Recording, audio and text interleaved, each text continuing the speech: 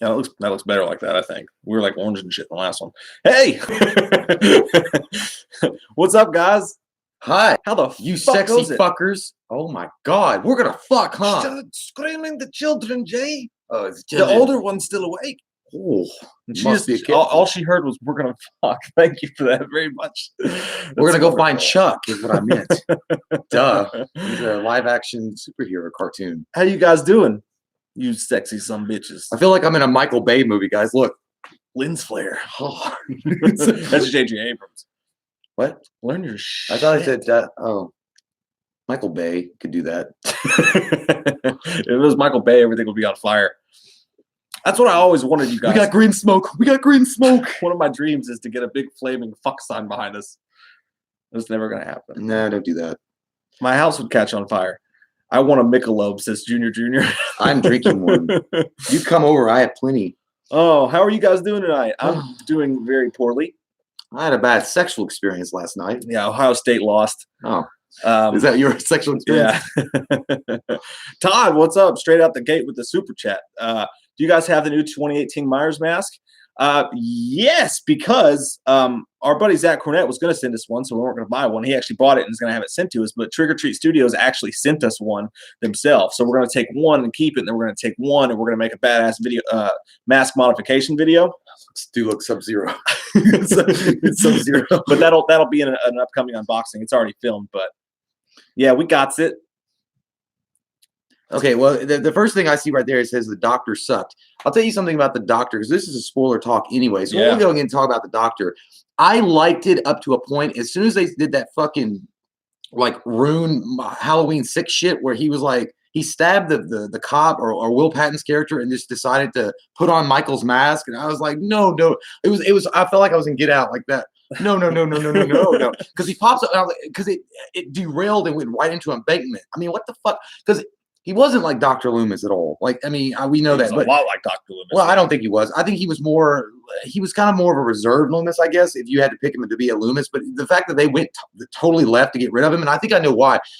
David Gordon Green probably felt like at some point during the movie, he was like, we're just retreading the same, ground here. Like, if he's going to be the doctor and just pursue Michael throughout the entire film and screaming and running around the neighborhood saying Michael's coming, Michael's back, Michael's going to kill everybody. At that point, he was like, no, Donald Pleasance already did that really well, and Malcolm McTitties did that earlier, so we don't need to do that anymore. So let's just get rid of him. We'll introduce him as a caretaker, and then fuck you. What's up, Chris? It's 4:30 a.m. where he lives, and he's still watching this shit. That's dedication, Holmes. I like that. But yeah, no, Sartain, man. And they mentioned it early, and not a lot of people seem to be talking about it. But the character of Sartain they mentioned was a sort of Loomis, and he was like he's the first guy almost you get introduced to when the movie comes on, right? And I thought he was a badass, man. I even liked his fucking eyeliner, just the way he was being. He was funny. He was kind of weird like Loomis. He was a student of Loomis, which I dug a lot. I like the guy. I like. I wonder what his grades were like. I like the way he was portrayed. I thought he was badass. But I do have to admit, while I was watching him, just like you said, man, when I was watching him talk and he's sitting in the car and he's being Loomis, like he's a Loomis character, like top to bottom to me. Nobody's going to replace Donald Pleasance, but he had that feel to him. And I was thinking, fuck, this guy's cool. And I like Sartain a lot. I thought he was funny, though. But I'm sorry, butt cheeks.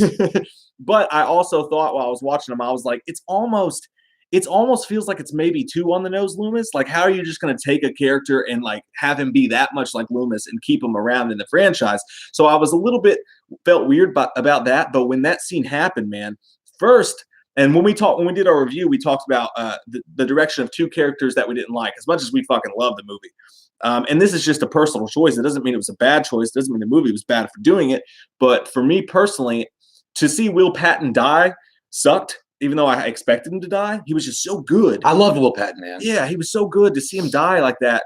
He was right in that fucking scene where he's like, I'm going to blow his goddamn brains out. I'm going to make sure justice is served this time. That I was so fucking into that Daddy was on a prowl. Up to that point, it was my favorite scene in the movie where they hit Michael with the car and everything was intense. Did you, when Michael was walking towards the car, you could hear his football goes, boom, boom, boom. That bitch owe me money. Like, he was like, there was no more stealth. Like, and going, I'll let you finish your thought, but I do want to say, in that scene specifically, and I'm going to get more into, like, I think a lot of the questions were answered, or at least for me, it was like the nod to the supernatural aspect of Michael. Michael had like in that scene, it's like he was a shark and he knew exactly where he needed to go, exactly whatever force was driving him, and he didn't need to stay in the shadows. He went right for that fucking car, like he was right out in the open, walking around. He took it. He took it like a man. He did. Fucking Mike Tyson, give me it. But that scene happens, and then when Sartain stabs him in the neck, I thought, okay, well, that's he's that crazy about this. He wants to protect Michael so bad he's willing to stab a cop. That's sort of for different reasons, but that's sort of Loomis kind of craziness. But then he goes all the way out and stabs him to death, and then I'm thinking, fuck. But they mentioned, right? They were like, he was like, I want to get inside of his mask. I want to get inside of his head. I want to know what makes him want to kill so fucking bad, and that was his motivation. But I hated that, that Will Patton had to die. And I also, when he stands up with that mask on, all I could think of was Dake Fairs when he was a kid and he puts on the mask and it doesn't really fit because he stood up and he had that doctor's jacket on, the brace. And I heard you audibly go, "Oh no!" You thought it was going to be, be a copycat killer. They were going to do. I don't want this. I don't like this. Get away from this. And I knew they were going to do that. They'll go that crazy. But hang on, there was a couple super chats here. I want to point out really quick before we'll get definitely to the super chats, but I want to say really fast that when he went down on one knee and he checked his pulse, he's like, "You killed him, great." I thought, well, when he did that, I thought the doctor was going to do was inject him with adrenaline into Michael's heart and have him fucking come back. And then, dope. Yeah, that's what I thought he was going to do. Like, look at the size of this fucking needle. You want me to stick this in my chest? Are you fucking nuts? The Rock shot out, but he didn't do that. Then it was like he killed then at that point, and I understood again what they were going for. Like Dr. Loomis was obsessed with stopping Michael, and there was a really awesome, dope ass fucking scene with the recreation of Dr. Loomis's voice on a tape saying, kill Michael, and once the vitals are gone, then incinerate it. And he also and a little attention to detail. If you'll notice in that tape, Loomis never calls Michael he says it. Because he never called him he knew what Michael was. He knew he was evil and needed to be stopped.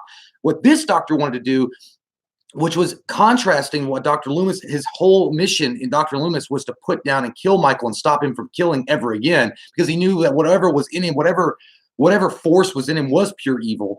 This doctor, the other one, Sartain, whatever, saltine crackers. He wanted to put Michael in a cage match with Laurie Strode to see, like a mad scientist, what's going to happen. Oil and water. Like, is there something behind Michael's madness that makes him want to seek out Laurie Strode? And is this the reason why he stayed quiet for all these years until just this moment? Even though he had but it was kind of like he was just a mad scientist. Like he was a fucked up, without moral scientist that wanted to see this beast in the cage with something that he's been seeking. A little bit Loomis, a little bit Jeffrey Combs from Reanimator. Games, films, and reviews. Thanks, man. Kevin Fishgall asks, he says, I love the heavy metal part when he's chasing Allison. By far my favorite music by Carpenter. Oh, yeah. That was what do you guys think? P.S. Love your fucking faces. Love your fucking face. And dude, that one fucking scene when he's chasing, the exact one you're talking about, the whole score was amazing. But when he goes to chase Allison, it goes to that. I was like, oh, I thought all of a sudden War of the Worlds and this fucking creatures were going to come up. The score was, you know what it was? It was the perfect mix of Carpenter, a little bit of Atticus Ross, Trent Reznor, and a whole lot of that fucking metal Halloween 6 score. Did you feel like it was a perfect fucking? I even felt like it was almost like Texas Chainsaw Massacre with that ding, like that weird, like kind of puts you on the edge. But it's so thick. It's just so thick. Sausages parties. We got the meats. That's great. And you nailed it on the head, dude. What's up, Vanessa? You nailed it on the head, man. That one part was so sick. You guys hear that wind? Fucking wind. There's a crazy windstorm happening. Jordan Douglas says, Michael J., what do you think about the Strodes not mentioning Ray's death and burning his body in the house? Ray's wife and daughter never asked what happened to him. Justice for Ray. I think that they were like, I think the wife was in the middle of wanting to divorce him. And it's like, fuck you. But you know what? I don't know. Like, it is weird that they didn't mention him, like, or have any concern. But I guess maybe they were just caught up in the moment of what was happening at the time. They really didn't think about it. Their mind was in such a state of terror and shock that this was actually occurring. Like, this shit was going down, and Michael's coming. Granddaddy Papa is coming to get his money, bitch. He was on the outskirts anyways in a weird way. One of the things I noticed, and one of the few things that I thought was strange with character portrayals, was that while Allison was missing, all this, Michael Myers is back. Everything's for real now. as much as I loved his character, I hated that he was downstairs in the basement playing with a yo-yo.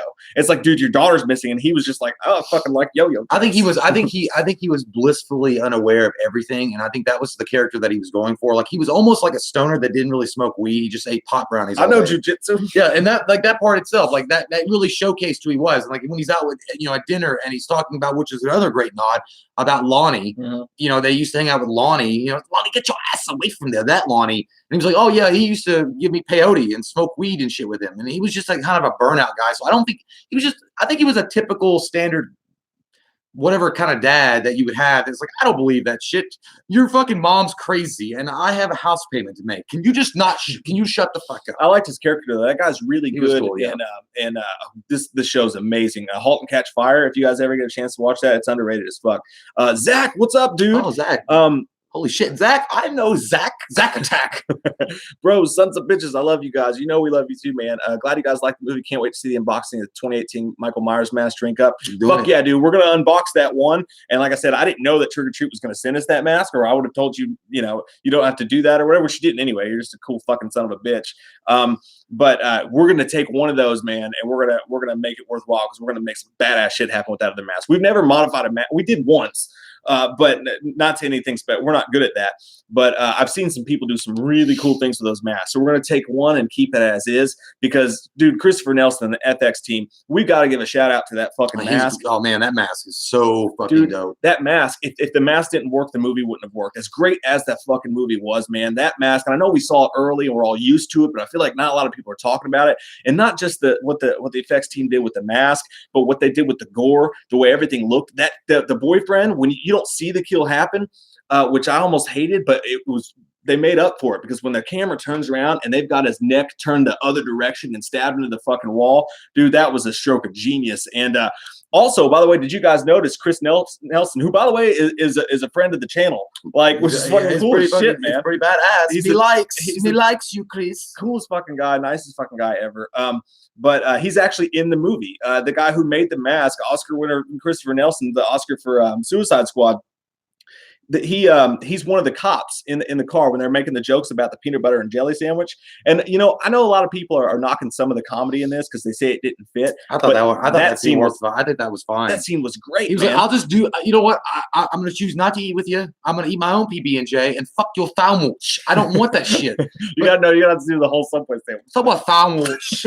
Subway sandwich. No. By the way, I'm just gonna let you also know that mask works on so many levels because not only does it make sense as far as it being kind of corroded and eroded over time, and it still maintains the Shatner, the original mold kind of thing, but it also works so well in shadow. There's one specific scene towards the end when Laurie Strode traps him in that house and he's like walking in the dark, and just the outline of that mask, it looked fucking incredibly. I mean, I was like, how the hell? Where do you get those wonderful toys? And it's not just the aging of it they did to it. Like, Rob Zombie aged it, and his mask did look good. The first one, the second one, mask didn't fucking exist. With fucking redneck juice all over it. But Mountain Dew. This is the for me, yeah, it's the second best mask in the series, hardcore for sure. I would go with third. I mean, I've always liked the original. Obviously, everybody would love the original, but I always liked that one. And then Halloween 6 Curse was always, because that thing looks vicious as fuck from different angles, but it's still.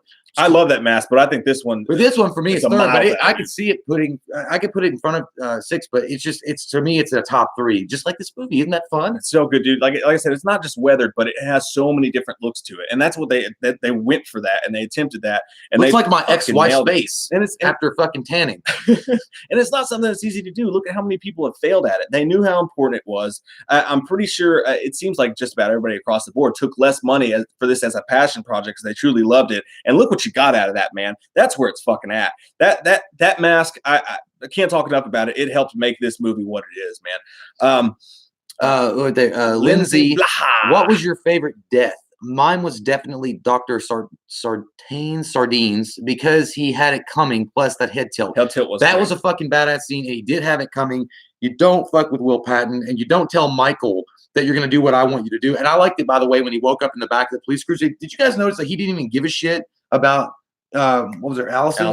Sitting right next to him? He's like, And then he, like, the doctor was sitting, and he's like, "You can't fucking drive," and like squished his ass, and it was like, "Now I didn't pull over." order Uber. Yeah, and then he did like a fucking American History X shit, like pulled him out of the car and was like, "Bitch." And you know, there was one moment though when that was going down that I thought that, you know, when he was like, "Say something, say something," please God, I was like, "Don't do it, don't you dare!" And he was like, "Head stomp, crunch, fatality." Like that was a badass scene. But my favorite death scene, honestly, I liked the blonde girl death scene. I can't remember her name. The blonde chick in the Allison's friend that he kills up. She was great. She was great. It was great. Everybody was really. They all did their parts really well. But I'm just gonna, like, for me, the most like brutal moment in that movie had to be, you know, and they showed it in the trailer, was the bathroom scene. I mean, he fucked shit up. Like, he took that guy's face and was like, "You will pay me my money and give me the mask." And he was just like nonstop slamming him into the stall. And then he got that girl. And it had to be just that entire scene. You were right, though, when you said he didn't have his mask on, so it kind of took away from it. But just overall, the viciousness of Michael Myers and what they were showing with that, I think that shocked a lot of people in the theater, because maybe they did go in thinking that they were going to get more of like an H2O kind of clean, and it's not going to show you a lot of gore or resurrection. Fuck Busta. But it's not going to show all that. But they managed to not only keep it the John Carpenter style that we all know and love, but they were able to throw in the Rob Zombie viciousness that a lot of people have loved from Rob Zombie. Yeah, and that's the true thing. This was a really good way of doing the Halloween thing, but also making the gore fantastic, because it wasn't nasty for the sake of being nasty. It was just cool, you know. I love the Sartain death scene.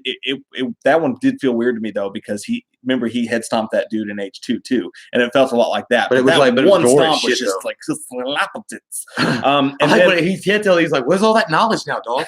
Where's that knowledge?" That was a great head tilt, and they saved it for that smartly. But I think my favorite kill was actually the friend who was trying to make out with her, and then he's in the open area in the neighbor's backyard, and Michael was fucking with the lights, or the lights were going off on their own. They were going off and on. They were motion sensor. But then he just pops out with that just fucking, and I was like, oh my God, that actually scared me. And then not only do you get the scare of Michael, you get Michael taunting him, you get Michael fucking him up, and then you get the payoff of him, because he crawled up that fence, and you knew something was going to happen. And then you get the after shot of the thing going through his another great job by the effects team of the thing going through his face. That was definitely my favorite. I kind of thought they were going to go with you know, one of mine and Mike's favorite death scenes is from Curse of Michael Myers, when the strobe lights go off and he starts like fucking killing all those doctors. I thought they were going to do something similar to that, but they didn't do it. Then I kind of thought they were going to do like the thing from The Dark Knight Rises, when Batman's like in the tunnel, it goes boom, you know, and people are shooting at him, and he kind of like moves in and out of the shadow real quick and then jumps at him. I thought he was going to do that, but yeah, that was a great scene too. It also has quickly, you know, I guess it was the one when he stabs the knife through her throat. It was like, it was just real quick. Yeah. Oh, that was good. Yeah. Her face froze, and it looked like the cover of like a 70s exploitation film, which is he fucking John Wick the shit out of her throat. He did, man. Chris, thanks, man. When the shape is being spooky sneak around your house, you ain't got time to cry for Ray. That's a good point. I mean, there was a lot of shit going on there, but you know, he was a cool character, and I liked him. Bernie G says, "You guys are the best." Thanks, brother. Dude, you've been fucking awesome. I'm so glad that you found us on the channel. Least favorite moment. This is Bernardo, one of you. Oh, I know who Bernardo, you are, man. Least favorite moment. I'm gonna be the doctor for me. You know what? I'm not going to say it's the doctor. I'm going to say it's the ending, which we'll wait to get into that a little bit.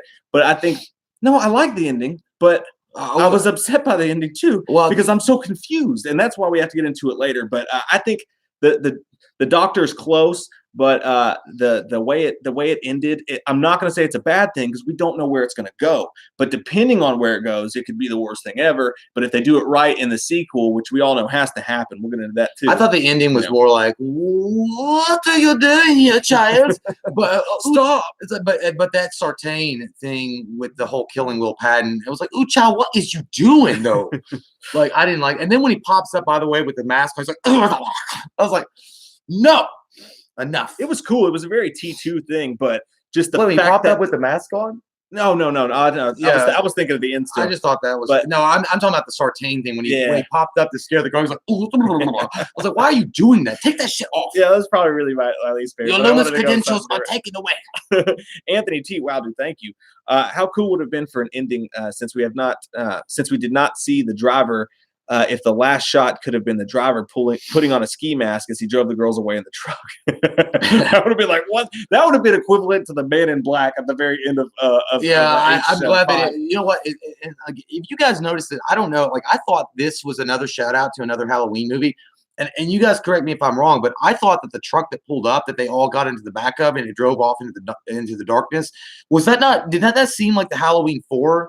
You know, when Michael climbs up on the back of the truck when it's speeding away with all those rednecks on the back, was that a Halloween 4? I Like think not? I think it was. so, Like it man. felt like it looked like the Halloween 4 truck that those rednecks were on. So again, they did a perfect job as far as like a love letter to a lot of the fans of the series in certain scenes. And I've heard some negative complaints, like all they did was do montages and trace the same grounds, but I don't think so at all. I think that they took those scenes and to the hardened fan, they would instantly recognize it, but they did it in a twist in a different way. I just think that it was a perfect love letter to the Halloween fans of old, but also bringing in new crowds by saying, hey, you know what? Michael Myers is still going to be a name that people instantly recognize, but we're also going to bring the nostalgic back, but we're going to make it vicious and violent and make it hold up as far as not only being violent and vicious, which is a lot of horror movies. They just want blood and guts and gore, but also keep the level of thriller that made Michael Myers the legend that he is. Yeah, man, I thought for sure this was going to feel very much like The Force Awakens. From what I was hearing, I thought they were going to recreate way more of the first movie. Han shot first. And I'm happy that I'm happy as fuck that they didn't, man, because I felt like this did feel like a new entry. It felt new to me. They had the nods to the other movies, and that's great, but this felt new. It felt like it went new places. Alan, thank you so much, dude. That's fucking rad, man. Thank you. Chris, again, man, what's up? Why is everyone slagging the dance scene? What else would a teenage girl be doing on Halloween night? I don't know what that. Yeah, like I thought it was fine. Like I figured it fit in with the personality of what they were doing. They were all going out hanging. I was like a homecoming dance or something, and nobody believed that shit was like because what Michael Myers in this film was, he was a boogeyman. Like he was a legend. He was a myth. The urban myth at this point. Like the older people knew that he was real. Like, hey, motherfuckers, this really happened in the city of Compton. But they know, like the older people that were there, they understand that this was a real thing. The younger generation that grew up way after this, they're not going to know. I mean, they're just like, oh, it's just these people are fucking old and they wear diapers. Like they don't. It's all fake. And so this girl going out to the dance party. I mean, I didn't like it. It was like, okay, you had a dance party and you went out there and you had fun, and then your boyfriend cheated on you and he threw your fucking phone in tapioca pudding. I think the reason why people are downing it is because maybe it didn't go anywhere. Because I think everybody expected the boyfriend after he was a dick and he threw her phone in the Jello. That fucker was still ringing. He was going to die. Something crazy was going to happen. But it took her in the direction she needed to go. You've got to have her out there, and they've got to deal with this whole thing. The age we're in today, it's not like people are calling landlines. You got to get rid of her cell phone if she's not going to contact them. So you really got to put that plot in there. And I thought it was all interesting. I didn't think it worked away from the film or whatever. I halfway expected Michael to show up, and oh God, what if he did? Showed up at the school dance. That would have been crazy. But another thank you, David Massey. And Jacob Cool Whip. We've made that joke so many times, Jacob. I like Cool Whip.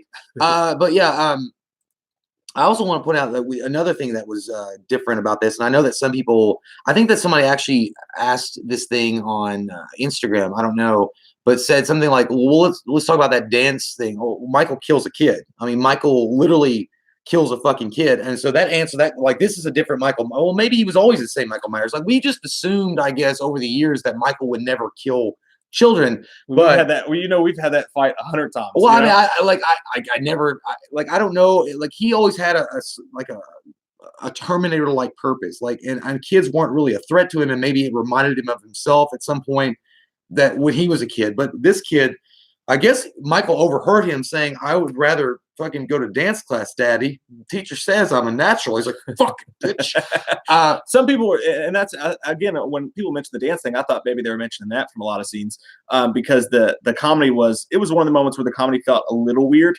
I thought it was pretty funny though. I mean, it didn't bother me, but when the kid was like, I don't want to go hunting, Dad. I'm just a dancer. I just want to dance. But again, when he killed the kid, that was a nod, obviously, to Annie's death from the first movie because the windows fogged up. That was great. That was a great scene. And I think that there was the directors and the producers' way of trying to let you know this shit is no 20. This is no H2O. We're gonna do some gnarly shit in this fucking movie from the get. And I think that we killed a kid. I think it effectively worked because I mean, as far as watching it on the big screen, it was amazing. Just to see that scene recreated the way that they did it, but also like, holy shit, this is a different Michael Myers than I'm used to. Like, but it's a cool. Like, I mean, like I'm not trying to celebrate the fucking fact I didn't like have silly string and a when he killed a kid, but I'm just saying, like, wow, let's hear it for not wiping. But I mean, it was like, god damn, like he's got so much anger in his panties, and he's fucking taking it down. And it was a quick, like, you heard it too. It was like. Like, oh, well, he's a little boy. Ooh, Chris, thanks, dude, man. I said disappointed they didn't tap Jay to voice Loomis. Yeah, no, man. You know what? I'm gonna say this. I'm not gonna put my dick out there because he won't reach. The sun sucks. I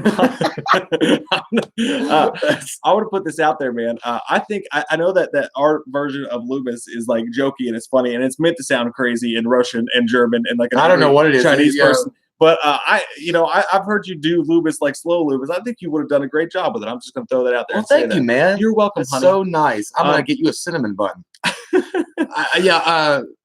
But the guy that they got to do the Loomis, he did a good job. And like, again, it was so fucking cool, guys. I mean, if you guys get a chance to go back and see it, I know you hardcore fans are going to go see it more than once. That tape that they had of that Loomis. It needs to die. Well, no, it's cool. He didn't sound like Fat Albert. Like, it needs to die. But it was like, when he was like, when the vitals are gone, incinerated. Like, it was fucking... Like it was really cool, and I liked how the tape was kind of old, and you could hear like boom, and then it would come back. Man, like it was a cool nod to Dr. Loomis. I mean, it sucks I didn't get to see. Dr. Loomis would have been like 100 years old by this point, but still, it was still like I was kind of thinking that they were going to do a flashback sequence of Dr. Loomis in the courtroom. Originally, they did the sketches. Originally, the idea was to recreate the opening, and they were going to actually have Michael kill Loomis in the movie, and John Carpenter actually talked him out of it. He was like, "No, people are going to get it. You don't need to do that. You're going to piss people off if you do that. Just stay the fuck away from it." Let me ask you guys a question because I know you guys are asking us questions, but I want to hear your opinion on it.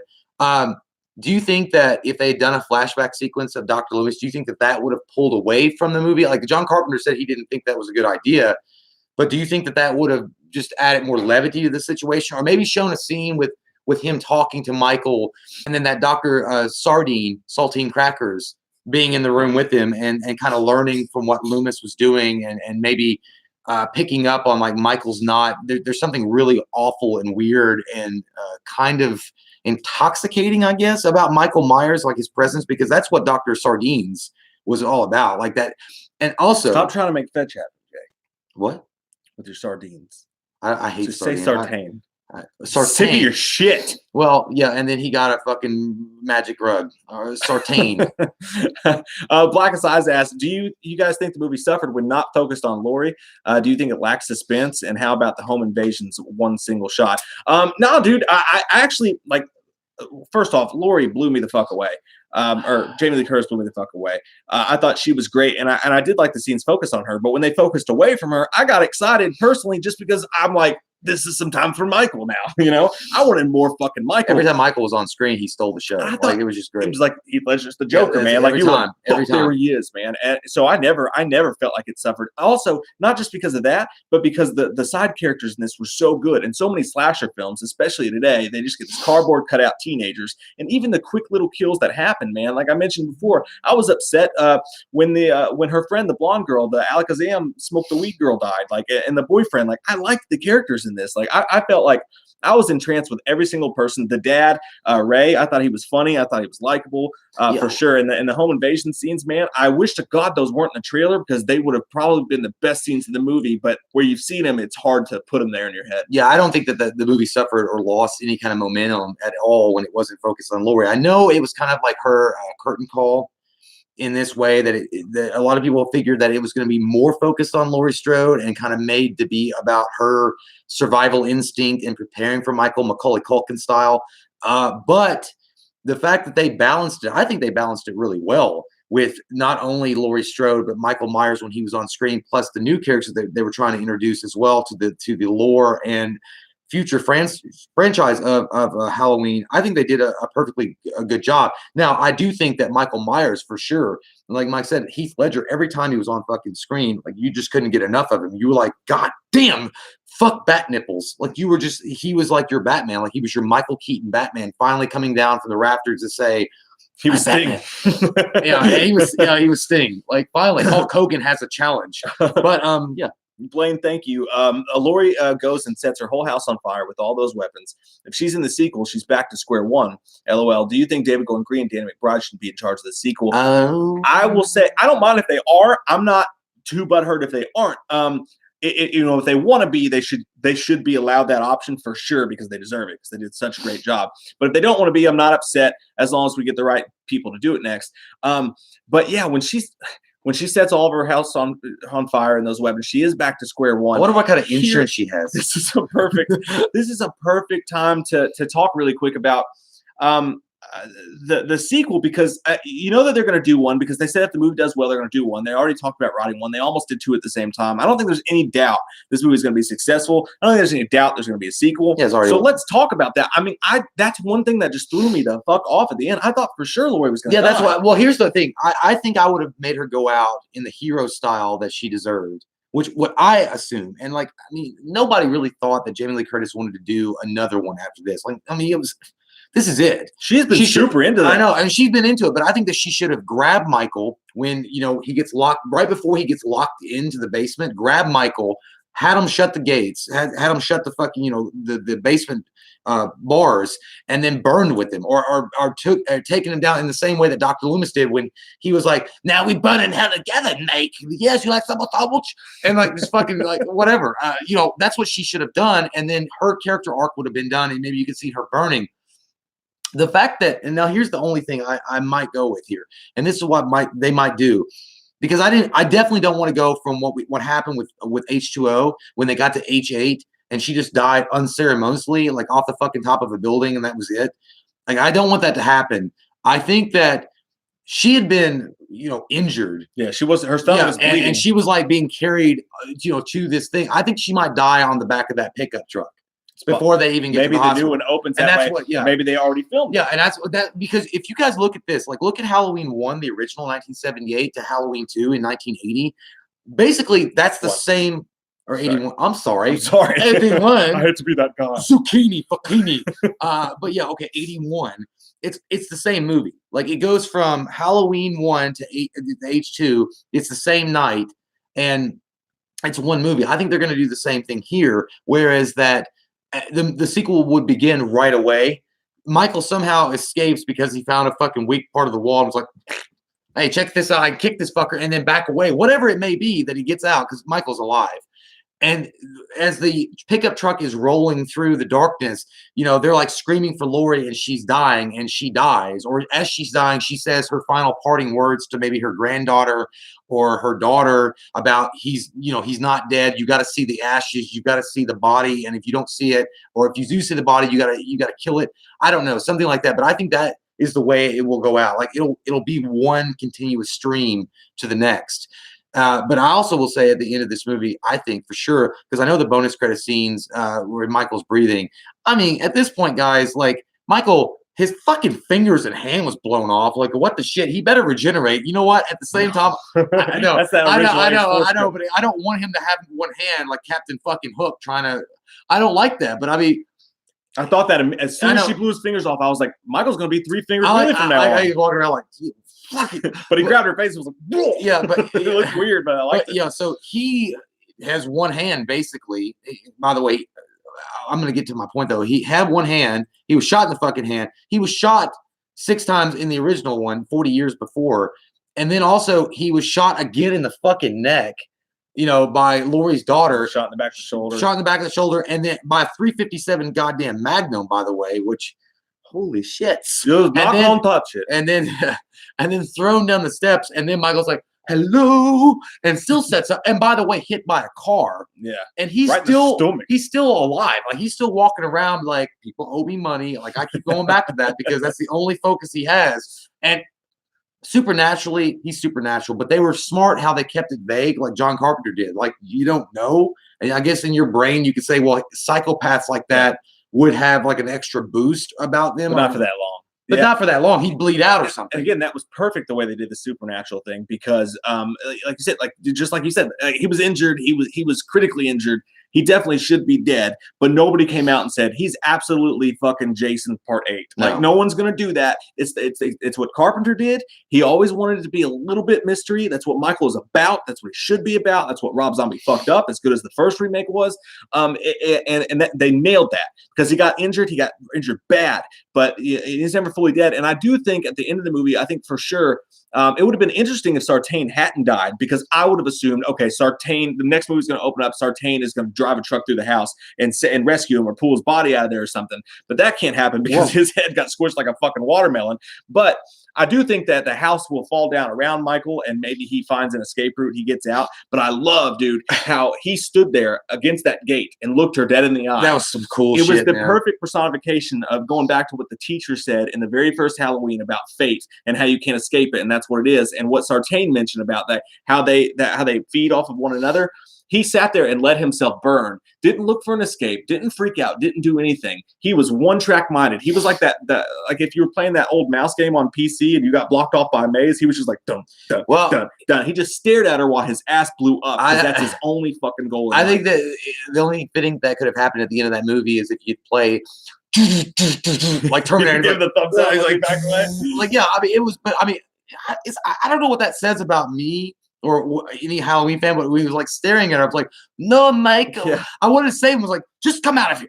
Like, I don't know. But yeah, it was a cool scene. It was definitely one of those moments that you're like, holy shit, that's fucking badass. And he looks great. That mask looks amazing with that glowing firelight that's behind him. And he has this intensity about him as he's staring at Laurie Strode. And a lot of people are trying to speculate about what's the connection. And that's what Dr. Sartain was trying to do as well. What is the connection? Because they're not related. Maybe they keep each other alive because. But we said it's something we don't understand. There's a fiber of his being that's too deep for us to understand. Well, he has to kill her. Dr. Loomis knew. Dr. Loomis knew something. Like, he knew that he was evil driven. Like, he was pure evil, and whatever that means, it was something enough for Dr. Loomis to say, "I'm going to keep him locked up," and then try to kill him. Will Patton was actually explained in the movie as one of the first responders that stopped Dr. Loomis from killing Michael Myers when he had shot him 6 times.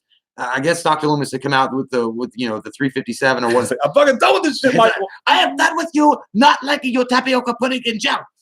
And then he was like, no, and but whatever the case may be, he stopped him from killing him. And Michael Myers at that point had just existed with this inhuman patience, like Dr. Loomis always said, like looking forward to a moment when he could finally get back to Laurie Strode. Now, I was saying, is it because Laurie Strode was the only survivor of that night? Is it something to do with the fact that it's Halloween night and Michael has to complete? Like, it's like if you buy all the fucking cards in the world, you still have to have that one card that fits in your collection. Like, look, I got all the other Pokemons. I got all the other Pokemons. I need Ziploc bag. I don't do Pokemon, but I just don't think we're supposed to know. And I think that's something that this movie understood and the writers of this movie understood that so many sequels didn't. I like what the guy with H6 did when he wrote H6 because he had all that. She had to tie the Man in Black and shit together. That being said, one of the biggest screw ups of so many sequels is trying to explain anything about Michael, because what makes him so scary in the first one is the random killings. Why is this random person after me? Why does he want me dead so bad? I can't understand it. And I don't think that the audience should understand it. Always play with their minds, as Lucas said in Empire Records. Always play with their minds. Don't tell us for sure that he's supernatural. Don't tell us for sure that he's after Jamie specifically for any particular reason. Keep it a mystery, man. That's what Michael's about. And give us little hints along the way. Make it more interesting. Add to the lore to it, but never fully explain it, because it's never going to be enough for that. And that's why when anybody explains it, you could write the best fucking Coen Brothers novel in the fucking world, script in the world. I was going to say Wachowski. And it's not gonna. Fans aren't gonna like it, because whatever you explain, just like his face, just like his white emotionless face. Someone said you project your biggest fears onto that blank face, which is what makes it so scary. And I think that goes for the whole series in general. When you explain that to us, we're already projecting the scariest possible thing upon what Michael Myers is, what he could be, pure evil, demonic presence, whatever it is. So when you explain it, it's never going to match up to what's in our heads already. And that's so what, never do. And I think that's where John Carpenter's brilliant in how he presented the original 78 Halloween. And what they were taking from that is the fact that you keep it in the shadows, you keep it in the dark, like your porn collection, and you don't let anybody know about it, what Michael's motives are, what exactly drives him, because for that reason, he remains one of the legendary, iconic killers in all of the pantheon of iconic horror villains like we have, like Nightmare on Elm Street, Jason. There's something about Michael that I mean, they try to explain early on, with the rune shit and the other stuff. Runes, the goddamn runes. I got a 5. You can't move for 5 minutes, Michael. Fuck yeah, Dungeons and Dragons. But as soon as they did that, it was like, oh, the Jimmy Corgan. Yeah. As soon as they did that, you're like, shit. But the fact that when they keep him in the shadows and they keep the reason of him doing that, like in the minds of most people, most cinematic viewers watching this film, even if you weren't a Michael Myers or a Halloween fan, just the idea that a guy could snap for no fucking reason and come from a seemingly well-behaved or a well-established home and continuing this spree of madness and killing, it's scary. That actually, you're like, there could be some Richard Ramirez shit going on there, or some fucking Ted Bundy stuff. And just there is no reason or rhyme of why they do it. They just do it because they want to. They get off on it, or maybe there's something more driving them. And that's what I think Michael Myers unique is. And I'm glad that they did that and they kept that going. Now the supernatural aspect, they definitely, to me, at least at the end of this movie, it was totally answered. Like, he's supernatural. Well, I mean, technically, if they didn't do a sequel, he'd be dead. So they haven't answered it yet, but there's going to be a sequel. Well, yeah, he's not. Well, he wasn't even like when they pulled back and they showed the house burning and stuff. He wasn't even in the fucking basement. Was he ordering a Domino's? Like, he was like, oh yeah, by the way, I can talk and stuff. Can I get a Domino's pizza delivered to me like 5 blocks? Extra crispy. And put some pineapples on that shit. I'm savage. But yeah, gotta grab some of these chats, man. Sean Davis says, love the movie and the soundtrack. Hated the Doctor and the Loomis voice. Loomis voice, again, touches of it were great. Touches of it felt off, much like the H2O one. But I did like the tape eating at the end. He must have died, or whatever it was. Yeah. That was cool. It's freaky. Favorite kill was the knife through the neck. That was a really badass scene. I love the reversal of Michael seeing Laurie disappearing after falling from the balcony and her stalking. That was actually really uniquely done, because when she fell off the roof, it was funny because Michael looks over when he hears the girl screaming in the basement in their panic room, and he does that shit when he looks back. It's like almost Michael knew. Like, Michael looked back and Laurie was gone. He was like, "Oh shit, really? Yeah. So you taking a page out of my book, dog? That's my book." But it was cool to see. It did become victimizer, victim, and then hunter versus hunted, and it was like almost like Michael was like, "Shit, damn, that girl got moves." Yeah. I love the balcony scene of her looking down and him being gone. I thought that was really neat. I have to watch it again. I was supposed to go see it today, but a babysitter thing fell through, so we're going. Babysitter. Yeah. I'll be right back. Okay. Because you'll never be right back. Don't say that. But I'm going to see it again tomorrow for sure, and probably a third, fourth time after that. But the light thing, when the light shines on her face and she's like, "Hey, happy Halloween, Michael." At the time, I was like, because I guess I didn't know how far they were going to take that. Is Michael scared of Laurie? Is she actually Michael now? I was scared of how far they were going to take that. So I'm not sure how I felt about that part, but I love the balcony. I think it's one of those things that you'll have to watch again, because like it was definitely another callback to the original, when her face comes out of the shadow, like the original Halloween movie, when Michael slowly fades into the light from the darkness. But I didn't like that happy Halloween Michael, because they've already done that. Busta Rhymes said that shit in Resurrection. Happy Halloween, motherfucker. Like, I mean, you don't need to say that. Like, just don't. If you want to form out of the darkness, like, Witchblade and stab his ass, like, that's cool. Just don't say anything. You don't have to say anything to be cool, because you're already cool. I stab your ass. Oh, I will kill you until you're dead from it. Tristan, thanks, man. It says, what do you think would have been a better title? You know what? I don't think H4O would have been a bad thing at all. I think it's too close to H2O, so maybe not. I'm with some people. Just calling it Halloween felt weird too. I just think adding one word in there, whatever it was, man. I maybe would have added a word in there, but then again, I can't think of anything either. So maybe they just couldn't think of anything that didn't feel strange, so they just went with Halloween. I call it Halloween 2018. That's what I've been calling it so long. I would have called it Halloween. Are You Afraid of the Dark? I don't know, like Halloween, like, and I know that some people have got pissed about Mr. it. Sandman. Yeah, I think that some people got pissed about it because That wasn't in the movie, by the way. Well, they just called it Halloween. It's been okay. So the last sequel with Rob Zombie's H2, which I barely fucking consider that movie part of the franchise at all, because it's a dog shit that just took a dump on your face. That's a terrible movie. But Halloween's not bad. Like, I mean, Halloween works, I guess. I mean, there's not much. If you do H40, it's H2O or it's H4. If you do H4. Then Halloween 4. It's already been adding a little extra, like, what are you gonna Halloween old man revenge? Like, it just what are you gonna do? Old man, I don't know. It's just old man Logan. It's a really hard movie to name, man. It really is a hard movie to name, for sure. Keith Flacco's drinking a beer, watching the stream. That's fucking awesome. I'm drinking a beer, doing the stream. Black Asai said the babysitter murders. Do you guys like penile queefs? Ooh, what does that mean? You nasty queefs from your penis? Oh, that would be. I have a bad gag. Woo! Halloween res erection.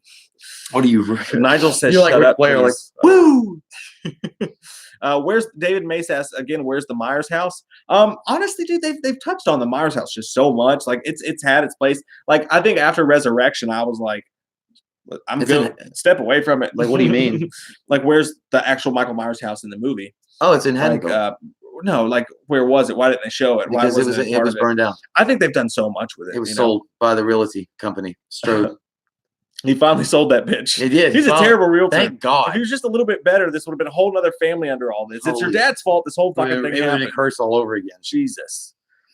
Whew. Oh man, we've been talking non-fucking stop. I've been trying to count. If I missed any super chats, someone please. Our Valentine, I can't scream it, but I can say, "God damn you, Michael! God damn you, Michael!" It's the quiet version. That's the most I can do. I can't. It's Lewis's whispering eye. Oh God, you're a vagina. Oh, Cody's doing that Maker's Mark and Oktoberfest. You getting wet, dog? You get nasty. Damn, Let's get nasty. I didn't know you like to get wet. Oh man, what else? I mean, well, if you guys could go back and make, Dr. Sardines and Dr. Sartain go away, and would you have wanted to see Dr. Loomis in this? Like, them recast him as an older guy, maybe wheelchairing it up to Michael and be like, Michael, I've been here a long time. What's up, Laura? Fucking say something, you piece of shit. And then drink his. You're not gonna say anything? I hope you die.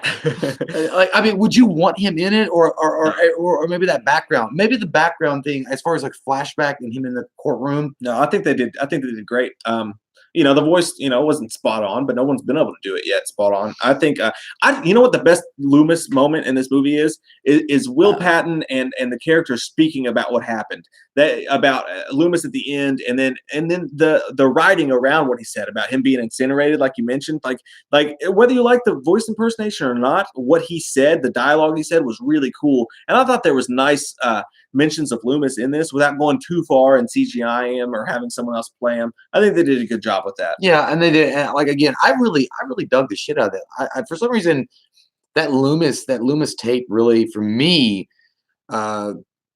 just brought it back into some coolness level for me. I don't know. It's not really it's not one of those things that I'm like immediately like, oh, I gotta have that. Like, I gotta have Dr. Loomis. But the fact that they went above and beyond, and Denny McBride was a fan of this movie. Like, he's a fan of the series, or not this movie, but a fan of the series.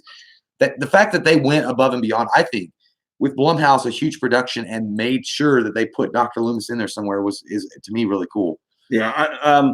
Dude, what about Halloween Legacy? That would have been interesting, I think.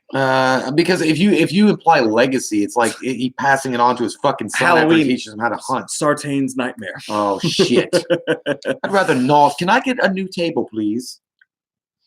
Unicorn Thug said, "Kiss then in show." Yeah, I'm not gonna do that. I feel like that. I mean, I'm not drunk enough. I don't want to ever. There's not enough beer in the world for that, guys. I mean, in the whole world. The Shape Returns would have been dope. Did you guys notice in the movie that Laurie actually called him the Shape? Yeah, but she actually mentioned that specifically. But the Shape Returns sounds like Batman Returns. Like, it would be too But I mean, it could. I guess it could work. I don't know. I feel like I was fine with Halloween, like the name being just Halloween. It was fine because it had been so long since you'd had something, and John Carpenter was on board with it. This is what I'm not understanding, by the way. Everybody can have their opinions, and the cool thing about horror and comedy is it's subjective, right? You can have your own opinion, and what you find scary and what you think is cool or funny or whatever, whether it be comedy or horror, is all cool, and that's fine. That's what's cool about that. But people are like saying that this doesn't fit in the franchise, or it feels like there's no focus to it, and it's lacking this or that. And that's all grand and good. I get what you're saying in some way, I guess. I don't know. I didn't smoke weed today. But what I don't understand is that John Carpenter himself, who had not been a part of Rob Zombie's Halloweens at all, he basically he didn't say they sucked, but he pretty much said, "I don't. As long as I'm getting a fucking check, I don't care what they do with it." It it took this movie, it took this script, it took these writers, it took this director, it took this direction for him to come out of the fucking shadows and not only be enthusiastic about the film, but also to score the film with his grandson, Cody Carpenter, His son. or his son, and people are still like, oh, I just think it doesn't. If John Carpenter, the guy, the OG that made the goddamn thing to begin with, is like on board with it, it's like it's a good fucking movie. Like it's not bad. I don't understand like a lot of the hate that's coming for it, or people are saying I don't get it. Now, when I say this, and I don't know, maybe this is okay. Just bear with me for a second. When people say there's no central focus to it, the fact that Michael Myers really doesn't have a meaning or a rhyme behind why he does what he does, I think that people are maybe it's going a little bit over their hair follicles, because maybe the reason why it seems like, well, why is Michael doing this, or what's the reason, or why this, or it's because Michael is a mystery. The entire plot is around Michael and Laurie, but Michael doing what he's doing and they're not related. That causes confusion, and for a reason. Like it's like the audience is the psychiatrist. Like, what the fuck is driving him? Keep it simple, dog. I'm getting dark with that. Keep Edgar Allan Poe. Frankie B says, my favorite part was the flow from the hammer kill to the net kill in the window. The camera stood there for a few minutes as the action continued. It was an amazing shot, man. It was great. And that was the scene, I think, that from the trailers, my insides were on fire, because while I was watching, I was like, this is so fucking cool. And it was so great. That was one scene I really wish that, and I don't blame them for doing it, because I want people to see this. I want sequels. I want all this shit to happen. And this movie was so important. People had to go see this. It had to get to the box office. So I don't mind it, and I don't blame them. But for me personally, watching that hammer kill, I was thinking, man, if I didn't know that was coming, that would have put this thing over the fucking. As far as when he walks into that house, by the way, I got to give a huge shout out to James Jude Courtney. Fucking killed it. Yeah, like you fucking killed it, man. Sick. James Jude, like, as far as I mean, my favorite, and I think everybody's favorite, is Nick Castle, but James Jude to me is second best. For sure. Like, even I love, I hate Rob Zombies as far as what he did with the franchise after H1. Tyler Mane was great. Tyler Mane was great. Yeah. But to me, it's from now Nick Castle to James Jude. Like, James Jude studied Nick Castle, and you could tell the way he moved. Like, even the part when he was on the street, and you guys can see it in the trailer, when he gets hit, by the kids, and he turns the way his head turns and looks towards the Elrod scene, and he's walking towards it, and the lights are dude, it looked, oh my God, it was like he moved. Even when he goes back and he kills the lady with the hammer, then he runs over and picks up the knife, like, that's a Ginsu. I'm in. The way he picked it up was dope, man. And also the way he walked away when Will Patton was in the house. We both laughed at that scene, but it was a perfect Michael walk. But I mean, Will Patton shows up and he's like, nope. And just and there's another when Michael after he sees Laurie disappear after he pushed her off the balcony, and he's walking downstairs, and he's hearing the movement of Laurie's granddaughter and daughter under the house, and he's walking around trying to figure, it really looked like a piranha, an actual predator. Like, how do I get into what I want? And then he's like, goddamn, I should have not skipped leg day. And then finally he's like, fuck it. And he pulled, dude, oh my God, he moved so gracefully and so cool and liquid. Like, he had that liquid form that Nick Castle had. It was amazing. Yeah. Blaine Sanders, thank you. Allison holding on to the knife at the end. What do you think that means? I heard people always joked about JLC always dropping the knife at the original, so that's why they had her holding on to it. Man, that's really that's smart. That's really smart. Yeah, that's great thinking, man. And you know what? That's so much smarter than anything else I've ever heard. Great job on you.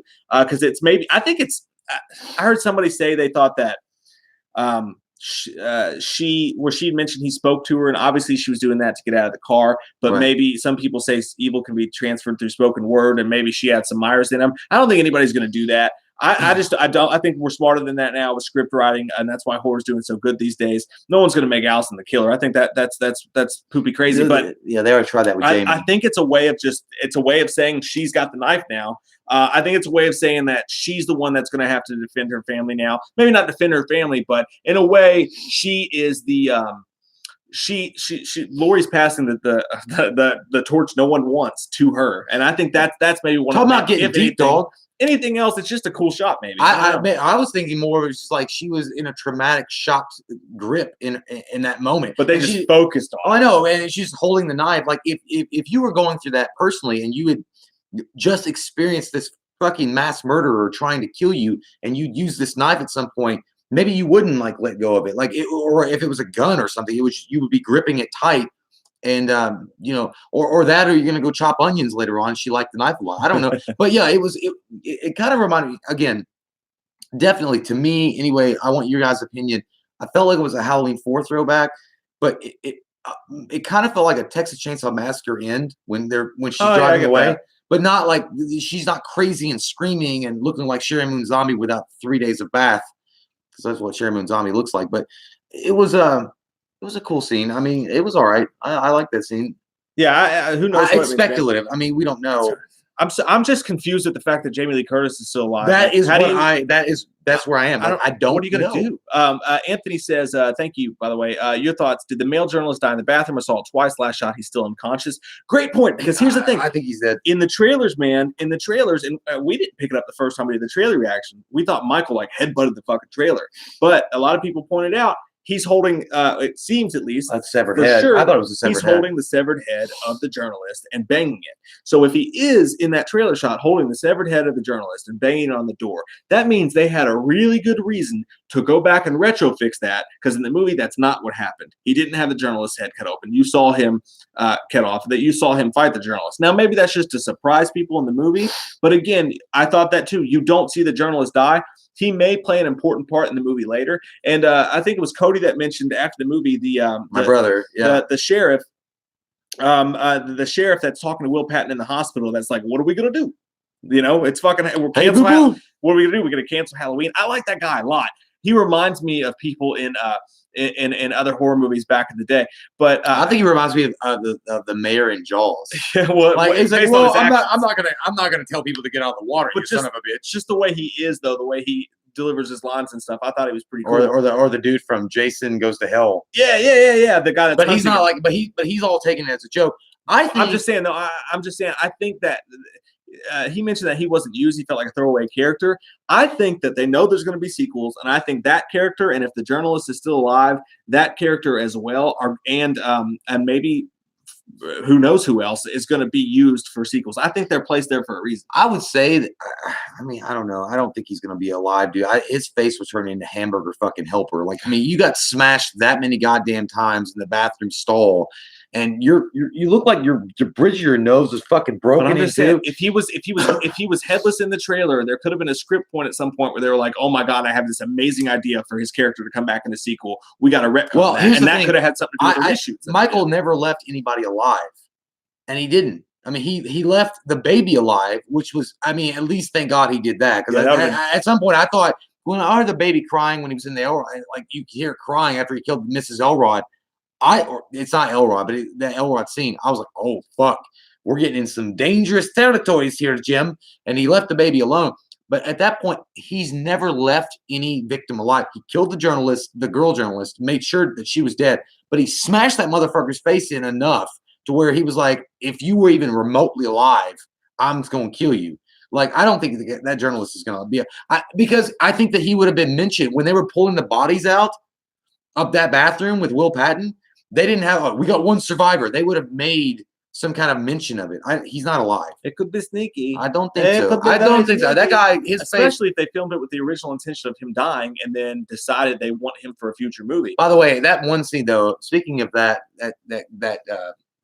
to me, the best, well, as far as the best kill scene of the movie, the bathroom scene, when Michael gets that mask on Oh, it's so sweet. Dude, it looks so fucking. I mean, that's my favorite kill is like him, smashing faces in and shit and fucking shit up.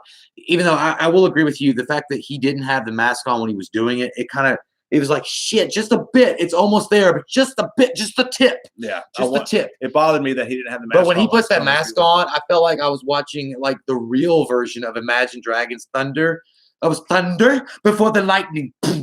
Like I was like, it looked like boogers and shit almost came out. I was excited. But Jay always has to throw pop music references into his. That's not pop. That's rock. Imagine That's Dragons is not pop. No, it's not. I mean, I like it, but it's pop. I think that at the 1 hour mark, we should take a quick. I gotta go pee right now. I do actually, too. But we almost Dirty P real quick says Halloween Homecoming. Damn you, Spider-Man. That would have been terrible. Halloween, but it would have fit with the dance and everything. So yeah, guys, actually, let's do that. We're gonna take a 4 or 5 minute pee break really quick. It takes us a long time to pee because we play swords. We go in together. Do us a favor. If anybody pops in Damn that cocaine. If anybody pops in here for the next 5 minutes and goes, what the fuck is this bullshit? Just let them know and we'll be right back. You guys talk to them and entertain them, okay? We're going to come back. Seconds. I'm going to take a piss, check on the kids, snort some cocaine. There we go. I'm kidding. Let's Not do really. that. Don't do that. Don't do it. Do it if you got the money.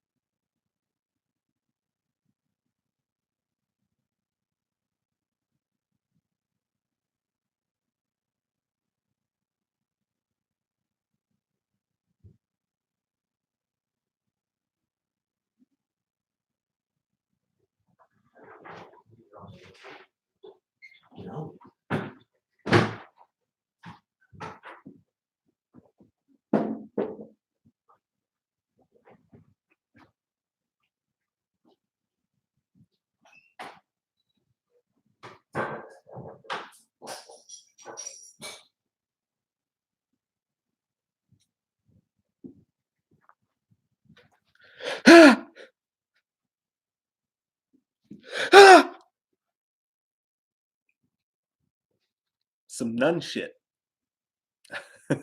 Was there any ghosts in here? Was there a fucking presence that you guys felt? Jay's blowing his nose, I think. Pee break. Oh my gosh, there's so many of you guys in here. I just want to say it's so fucking awesome you guys to show up. And Zach, dude, by the way, I forgot to mention dude, you're too fucking kind to us. You're amazing. Seriously, man. Thank you.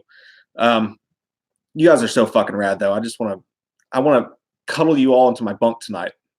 Every single one of you. Only ghost erections.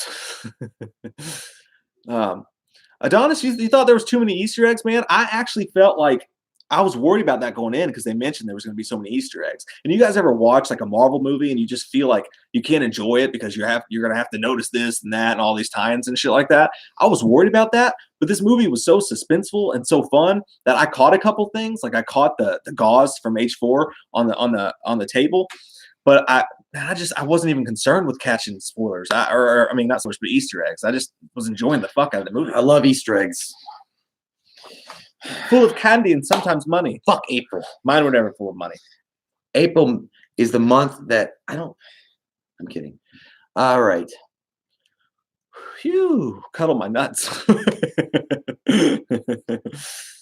Does this beat Venom in the box office? Yes. I hope so. Yeah. It sounds like it's doing amazing, man. I heard it was tracking to do fucking awesome. And can we just go back really quick? Let's just talk about sequels. I mean, I've heard some people say that they thought this was the perfect end. Please don't let there be any other sequels. And I think that would be a huge fucking mistake, man. Dude, look at all the shitty sequels we got before this, and Halloween's still as popular as it is. The sequels aren't going to fucking ruin anything, man. They're just going to be there. If H2 can't kill Michael, if Resurrection can't kill Michael, and with the good shit that they're doing at Blumhouse, man, if they could take the love that they put behind this movie, they could make 10 more sequels, man, and they're not going to be as bad as those. I say keep making these fucking movies, and I hope they do, but how? What are you going to do, man? Well, Jamie's still alive. Michael got incinerated, maybe, but he didn't get no incinerated. Were you talking crazy? There's a reason why he's breathing at the end of the movie. They might as well put up a Michael Myers will return in 2019.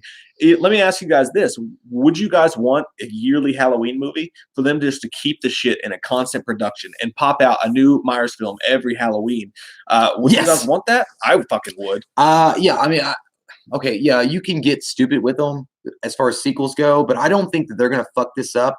I think they've got the perfect production company behind them with Blumhouse. I think they've got a great director, David Gordon Green. Now, I don't know if David Gordon Green is going to come back necessarily for a sequel. And if he does, maybe just to tell his story, because I don't think his story was fully told. I think that he wanted to make like maybe, a 4-hour epic to Michael Myers. Like maybe that's why I think he might come back for the sequel. And then once that's told and that's said and done, then as far as other sequels go, every Halloween, I don't want it to become Saw, but at the same time, I do want to be Michael. I do want to be Michael. The way they ended this, though, there's a chance, man. I know people think I'm crazy when I say this, but the way that they ended this, the way they wanted this to be singular, but are also talking about sequels in the box office and stuff, I really think, man, I even heard someone say once it would be cool to see them do a James Bond kind of thing with this, like have different directors come in with whatever their vision is and let them have a crack at it. It doesn't have to stay in continuity. It doesn't have to do any of that stuff. But, you could make a sequel to H2O. You could make Halloween 9. At the end of Resurrection, Michael's eyes open. Resurrection, you could wash that movie away without even having to say it has nothing to do with the canon. Because other than Laurie's death or whatever, nothing happened that had anything to do with the lore. It was just a bunch of fucking kids at a reality TV show. You could continue that on. You could continue the line of H2O in a different way. Maybe he goes after Josh Hartnett's character and his family. Obviously, it wouldn't be Josh Hartnett. I thought about that before, but Josh Hartnett's too busy not doing anything. Marky Pop, he can't be available for sequels. Dude, Marky Pop, you said it best. Actually, Halloween Returns was the best possible name. That was the best possible name, but they couldn't use that. I'm down with that, but don't you guys think like in some way if you called it Halloween Returns, which it would be okay, but it would be so close to the Halloween 4, the Return of Michael Myers, which Halloween 4 had one of the cooler title sequences as far as like Halloween, the Return of Michael Myers or Batman Returns. It would have felt too tacky, but it's fine. Oh, two things here. First off, Jim D says lots of stuff in the trailer, not in the movie. I caught some of the things, like one of the appearances where Michael pops in a door is not there. Mainly the scene where they're out and you can see like kind of the floodlights outside, and Laurie and Michael are struggling outside with a knife. Yeah. Isn't in the movie.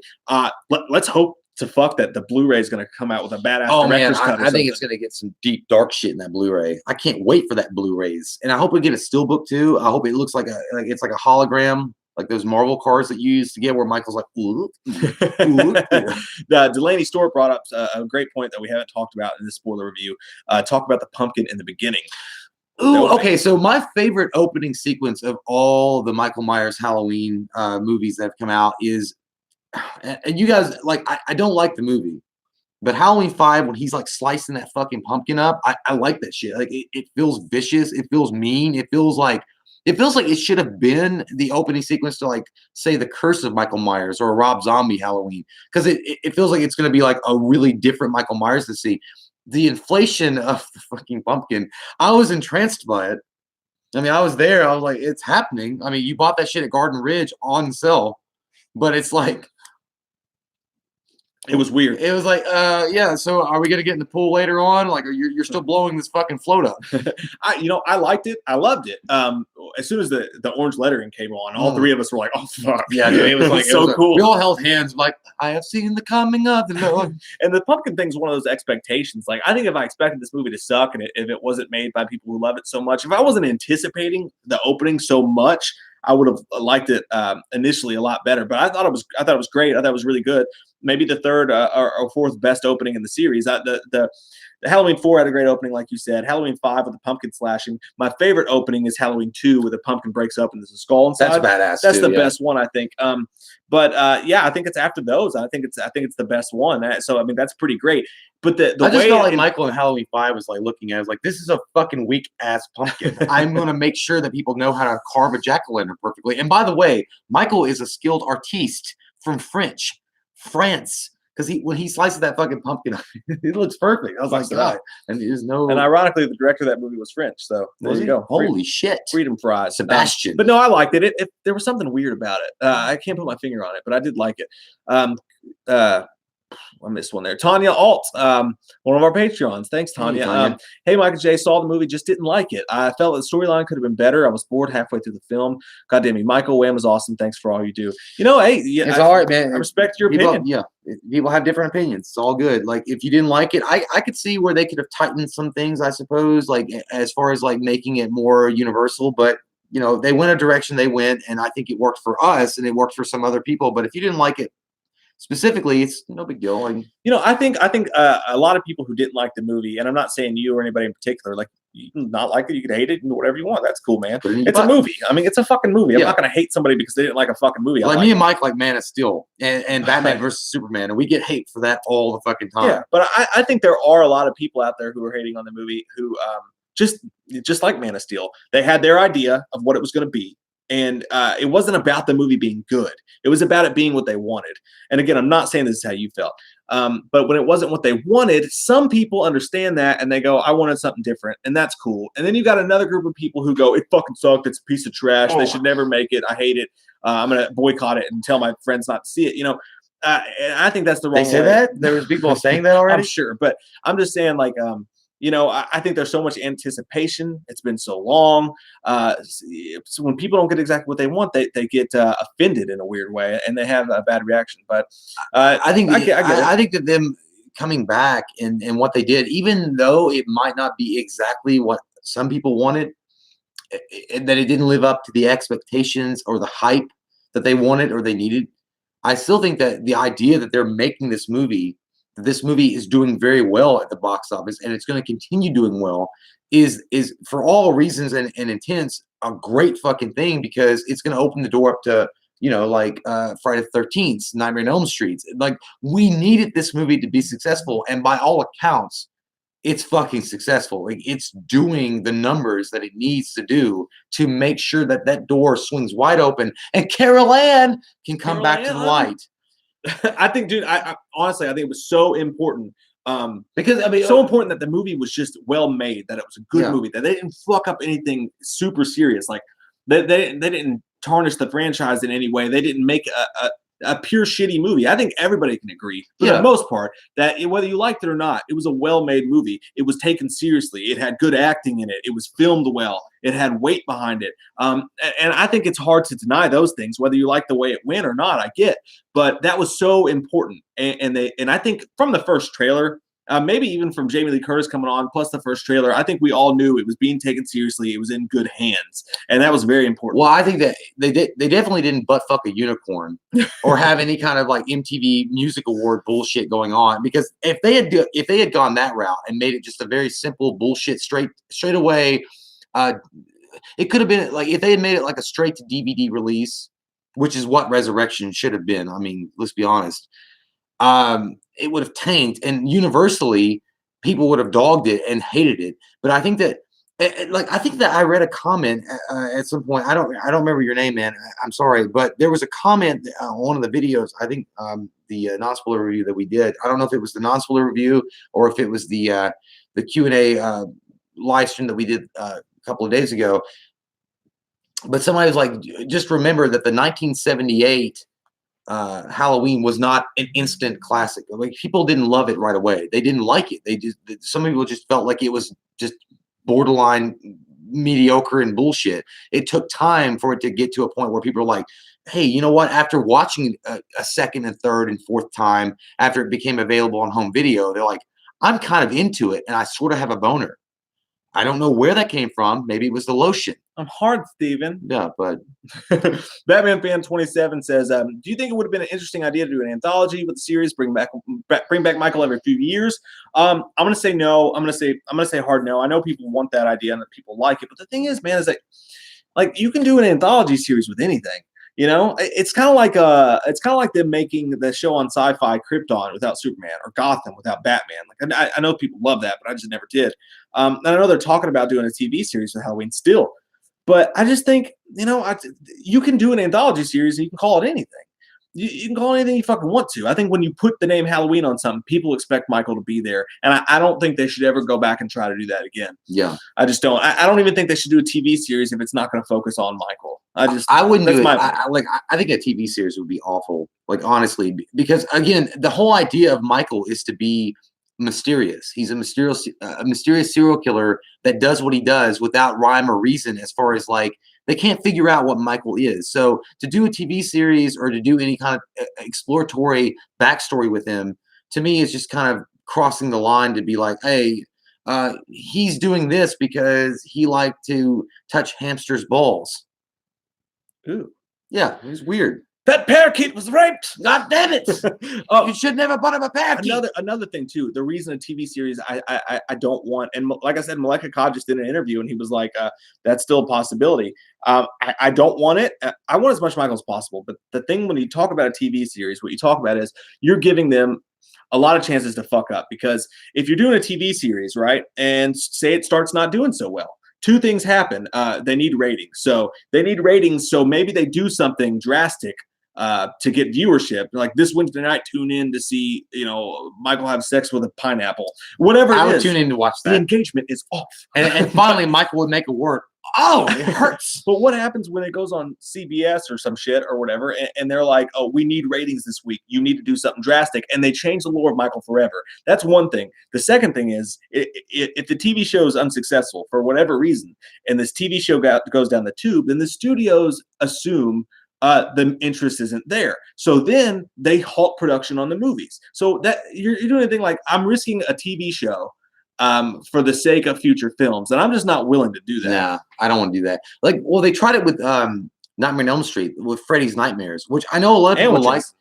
Yeah, well, Freddy's Nightmares actually makes sense in some ways because you could tell a nightmarish stories, kind of like Are You Afraid of the Dark for adults. If you put that on like HBO or Cinemax or something like that and put the budget or the time behind it and made it something really unique, it doesn't work for me at all with killers like Jason or Michael Myers. It just doesn't work because it's a singular story about Michael Myers or Jason in this case.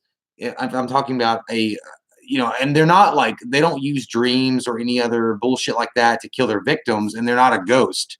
I mean, I guess in some way they might be, but they're literally like a pure incarnation of evil and to tell stories about that shit, like if you just they tried it with Season of the Witch. Halloween 3 was supposed to be the starting point to do different Halloween movies without Michael Myers, with just the brand of Halloween, and it failed commercially. It failed. It was a flop.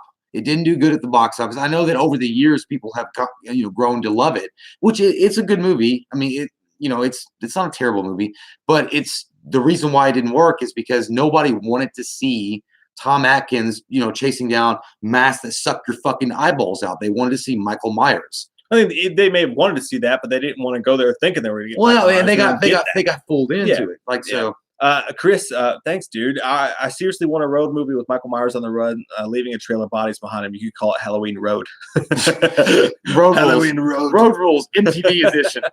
But you know what? If you're going to do that, though, you got to go throw in the pastor from H4 chasing him. He's hot on his fucking trails like, I've seen evil. That would be fucking crazy. But I do want a movie like, you know what I want? I would love to see a scene. Taco salad. Oh man, me too. God damn, I'm thinking about them. Enchiladas. They're so good. This damn enchiladas. Cadoba. But I would love to see, the tracking shot in the new movie where he goes and he grabs the hammer and then he stabs her on the neck. It's such a good one. Yeah. Man, I would like to see someone go balls to the wall with that. Like, what if Michael snuck out somehow from wherever he is and nobody knew it for days, and then he go back to Haddonfield, or maybe he was stationed like 6 states from Haddonfield, right? He wasn't like he's a Marine. He was somewhere far away. And on his way back to Haddonfield, before anybody knew it, he'd already just carved fucking through people left and right. And you saw him kill like 25 people or some crazy shit like that. I think that's like reflective of that script that we read, where Michael was killing in a different town. You remember that script? Yeah, it was just a few miles away. It was a few miles away in a different Returns. town. Yeah, Halloween Returns. But I think at that point, when you take it out of Haddonfield and you put it in that kind of universe, and plus he had a different psychiatrist who survived, by the way, in that script, maybe people wouldn't have been behind it. I don't know. But it was still a good idea. Double Doom asks, did you think the cheating boyfriend was a waste? Like I said, I think that the plot had to go there. I wanted him to die. I wanted him to die. But the plot had to go there to get Lori on her own, to get Lori over here on her own. And also the boyfriend at the dinner, where you got that great scene where it really drove home the point of Lori's trauma when she shows up and she can't even function in a restaurant with her family, even though basically I've been drinking all day since 1 o'clock, motherfuckers. Even though basically all of her family ties, they all rode on her just being cool at that one dinner. She was unable to do that. That scene was intense and it was heavy and it was a great acting performance. Did you see that she picked up that whole glass of wine and started draining it? And yeah. Did you feel like H2O? When she was draining that whole thing, it was like, so much can I have another? Like now? Chardonnay. Fuck you. Yeah, but that's the difference. That H2O Lori was Chardonnay. Yeah. She was white wine. This one's red wine, motherfucker. Oh, blood wine. But yeah, I mean, in a sense, I guess it was a waste. Nothing ever happened with it. Maybe there's a deleted scene. Who knows? But it did get Lori. It did get Allison to where we needed her. I think that it was actually kind of sad though, because you saw that Allison, whether or not she believed Laurie Strode as far as like her, what I would say paranoia, schizophrenia, or borderline anyway, she did care about her grandmother and at least respected her in some way more than her fucking daughter.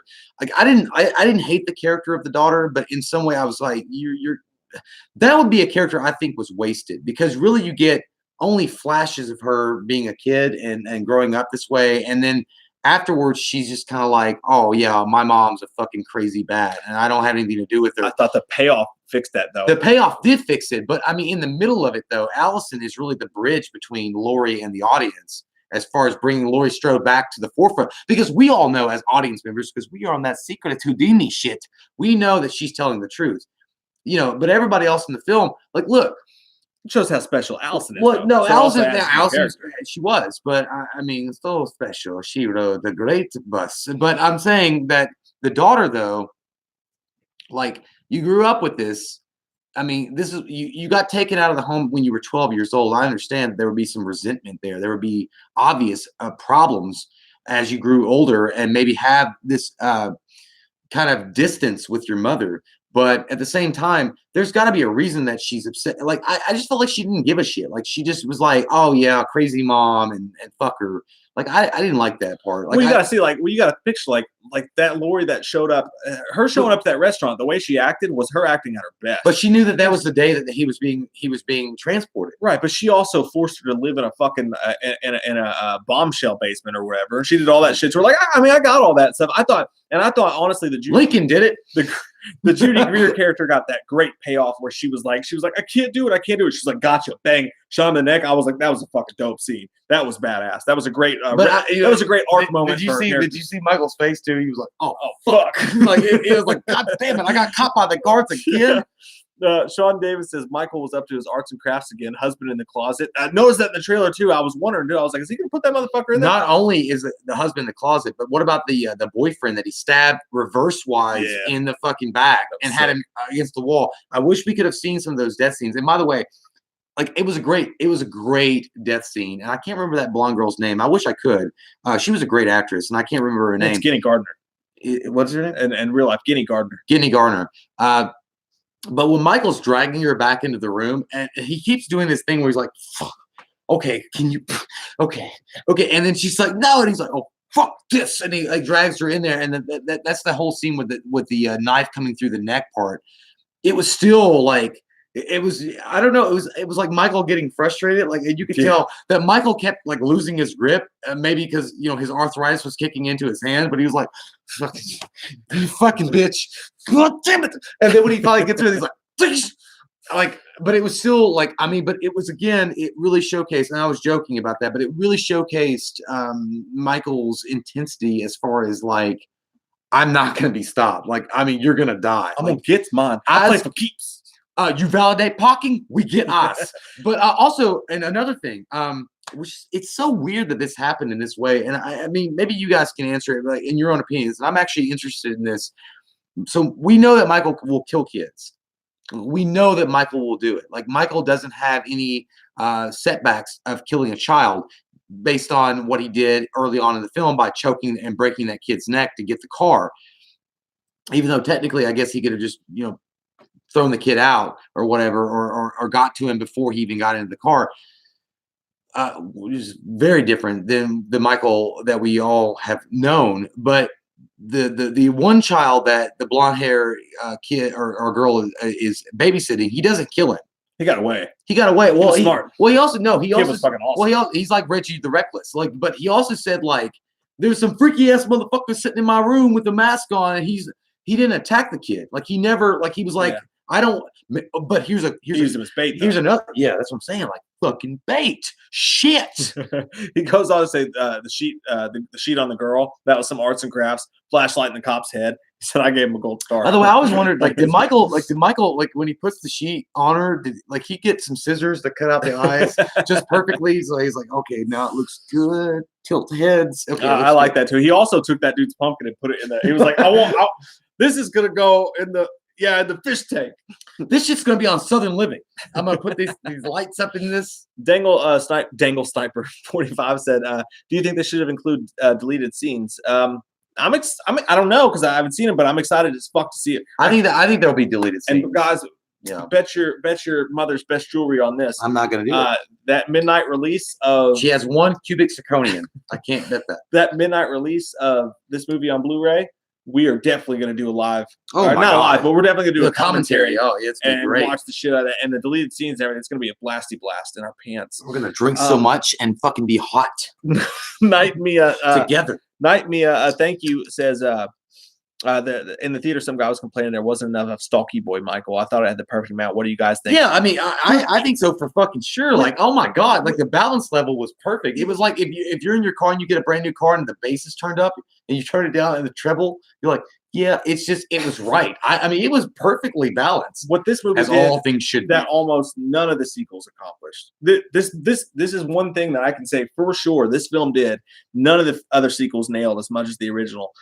Was when Michael wasn't on screen, you could actually feel him in the shadows, and they did that without. They did that without those obvious shots of Michael standing behind, like at H5, where they're just talking, and he's just like, "I'm having a picnic behind this Jumanji." tree. It was fucking like, yeah. It was crazy. In this one, you didn't even have to see him, but you felt him fucking there, and that I thought for sure they did a great job of that. That guy is wrong as fuck. Yeah, he's terribly wrong. I mean, the fact that Michael Myers, when he's walking around and he's doing his stalking, like when you get to be in the POV of Michael and he's like, like the Elrod scene, or just him walking around and just experiencing being out in the open again, and like all that stuff, like it was perfectly well done. That wind is whistling Was that wind? Dixies. Okay. Yeah. Did you think that Ric Flair was out of the house going, woo?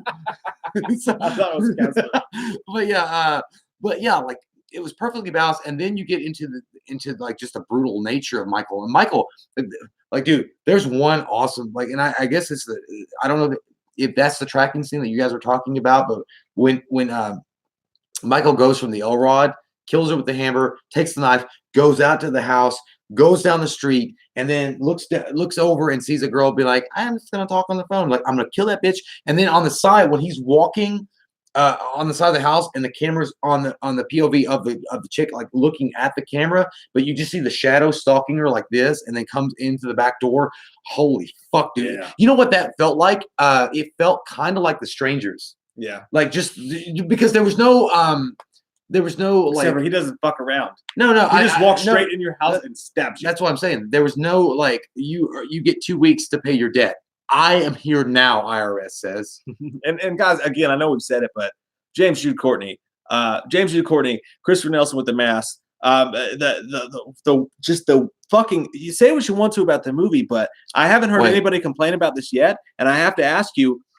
Can you complain about this? Like, Michael was perfect. Yeah, James, the way they handled Michael Myers, the forefront of everything was fucking spot on, and you can't ask for more than that.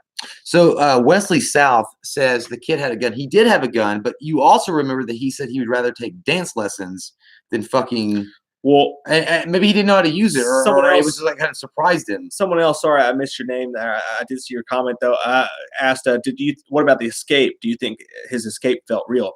And the thing is that we don't know, but it seems like the doctor staged the whole thing. Yeah, like he definitely helped him. Maybe he cut Michael's restraints. I do have to say this though, and I don't even care. It genuinely does not take away from the movie for me, but I have to say it.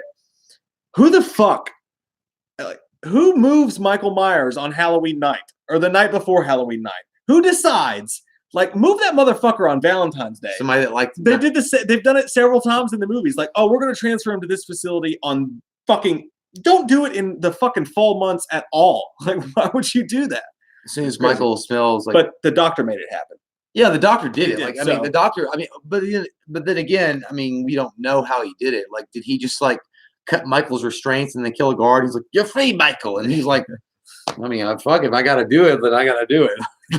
I was like perfectly happy taking a shit in my own pants. But Horror Movie Freak says, "Thank you, by the way." He says, "If they make Friday the 13th similar to this, which I think they will, what movie should it be a sequel to?" Well, you know what? The reboot. I say do a sequel to the reboot. The man. reboot, like, oh my god, it's so funny that you brought that up because my brother and I actually talked about that. As far as like we were talking about like the success of this movie overall, the success that Halloween has been, and like it opens the doorway up to the Friday the 13th or Nightmare on Elm Streets. And he was like, but Friday the 13th has already been doing well with the remake. Like the remake in 2009 was great. Like I liked the remake.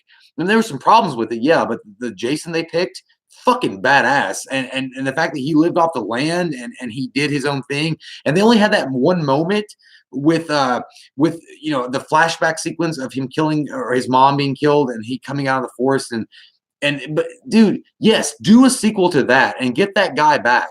Get the guy that played Jason in the remake in 29 and do a sequel to that. For sure, yeah. I mean, by the way, here's a question for you guys. Who do you think wins? That guy, the remake Jason, versus this Michael Myers? Who wins? This Michael Myers. He was vicious enough to make it. Yeah, happen. but he's not as young, and Jason is literally super young. Well, in the remake, I guess he's kind of like Michael Myers too, because you don't really know. I mean, he does get fucked up, but anyway, that's my opinions. It's a bit bitsy. A couple people are mentioning the end of the movie, by the way. Someone said, Michael, I saw, I'm trying to catch, guys, these are going fast. I'm trying so hard to catch as many. I saw someone mention they asked their question twice. I'm sorry, I'm trying. But I saw people mentioning the end of the movie. Did Michael look defeated? And what do you think about him staring at the Strodes? And I think that scene when it was catching fire around him and he knew he was fucked and he couldn't go anywhere, his choice, instead of looking for an escape route, instead of doing anything, he just looked at them. And it was almost that confirmation of like, she's just his fate. Like, she's gonna fucking die. He's gonna fucking kill her. He doesn't care that he's burning alive. He doesn't care what's happening around him. He doesn't give a shit. He's an immovable force. He's an unstoppable object. And maybe when they left the house, then he stopped. Maybe that's what they'll do in the sequel. They'll show that. He'll stop, look around. Maybe the wall burnt down. Maybe he'll leave. But I love the scene of it. And we mentioned T2. It's kind of funny. But I love the scene of him just turning his head and looking at them. I didn't want him trapped in that basement. I didn't want the movie to end with him catching fire because I'm so afraid that in my heart of hearts that they're going to be like, well, that was his death. Let's not fuck with it anymore. And I want more Michael movies. But it was a great ending for this movie. Sure, I think so. Well, the ending overall, like I felt that the ending, not what I wanted, but it was a great ending. I think the ending was things that make you go, And by the way, motherfucker, I don't know who you were. I didn't fart 15 seconds ago. Did you say you farted? Yeah, he's like, I farted. Maybe this fucking chair. I don't know. If I had farted, Mike would be gone because my shit would kill goddamn farts. I would kill astronauts in space. Say them shit's like a fine wine. I did not fart. And Derek Mears, also thank you for pointing out the name. Anyway, as far as the ending of the movie goes, I think the movie I really don't know what they were thinking other than maybe, like I mentioned before, that they felt that if they are going to, if David Gordon Green comes back and does a sequel with this movie, he had a longer story to tell, right? He had something more that he wanted to tell as far as his ending to the Michael Myers legacy. And they kept it like that because they already knew in the back of their minds that this story was going to go on a little bit further. But it was one big giant movie to them, just like Halloween 1 and Halloween 2 technically could be considered. So David Gordon Green was like, I'm going to keep the ending where Michael doesn't burn, but he's still going to continue stalking either the barely surviving Laurie Strode, or she dies, and then I'm going to stalk whatever's next to her. Now, here's the problem with that. And this is where it gets scary for me, and it gets scary for a lot of people too, because if they've already erased the fact that Michael is no longer related to Laurie Strode, why the fuck, if she dies, what purpose, what reason would he have for going after her daughter or her granddaughter, unless they're related, unless there's something else there that makes him a part, like he needs to kill the Strode family? Like, I mean, like at that point, you're like, I'm not understanding. So it's going to be hard. Well, I mean, and it could be, and I hope that, honestly, I'm not saying I hope they do it, but it would be interesting to see them actually go from Haddonfield, Illinois, to another town if Michael just starts stalking new victims.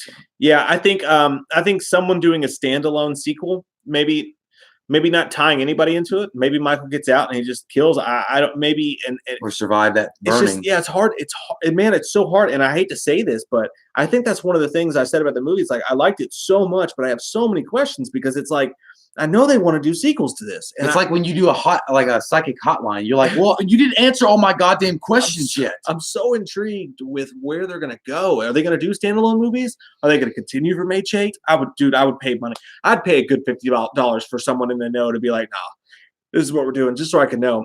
Chris asked, do you think Michael wants someone to stop him, kind of like the guy in The Hitcher? I don't think Michael knows what the fuck he wants. I think Michael's just on some sort of sick marching orders from deep down inside of him, and he's without thought.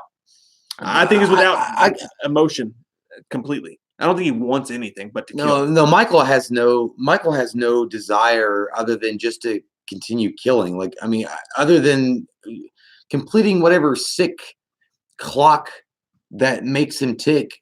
As far as that completion, like that's what he wants. He wants completion. As far, by the way, I know a lot of people keep asking. Michael had his hand blown off. I know we like that. Like that's going to be interesting to see moving forward with the sequel.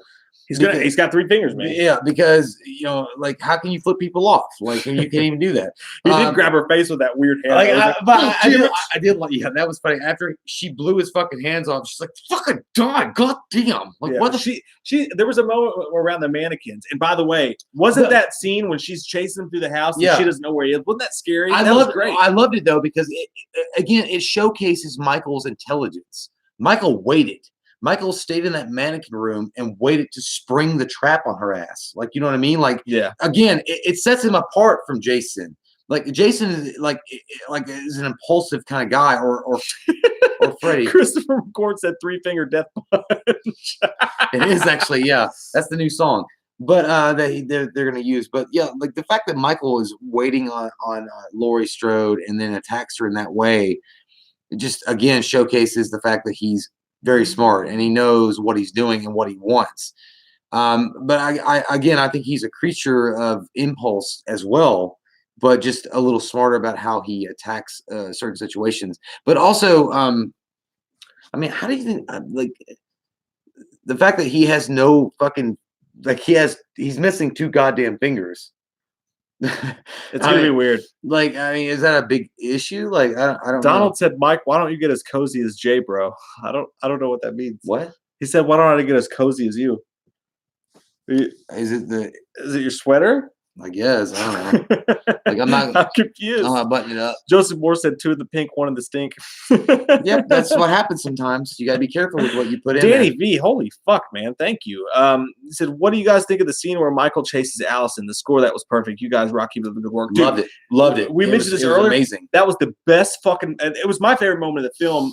Next to there was 2 favorite moments. The one where they were driving and Will Patton was still alive and Sartain was there, and they were like, "He's going to be here in a second." And then they hit him with the fucking car right before everything went crazy there. I was so fucking pumped. But that scene was my other favorite scene because it follows that awesome floodlight scene. And then when he sees Allison and he starts to go after her, you get that badass special effects shot of the fence through his throat.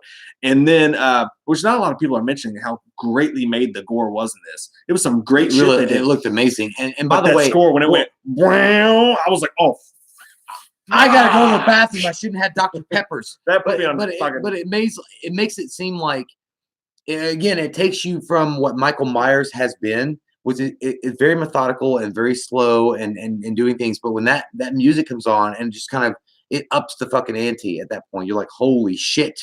There's piranhas in the water, and her name's Rosie O'Donnell. It was the holy shit. It was the perfect version of the beginning of H6 when you got that rock and roll fucking Myers theme.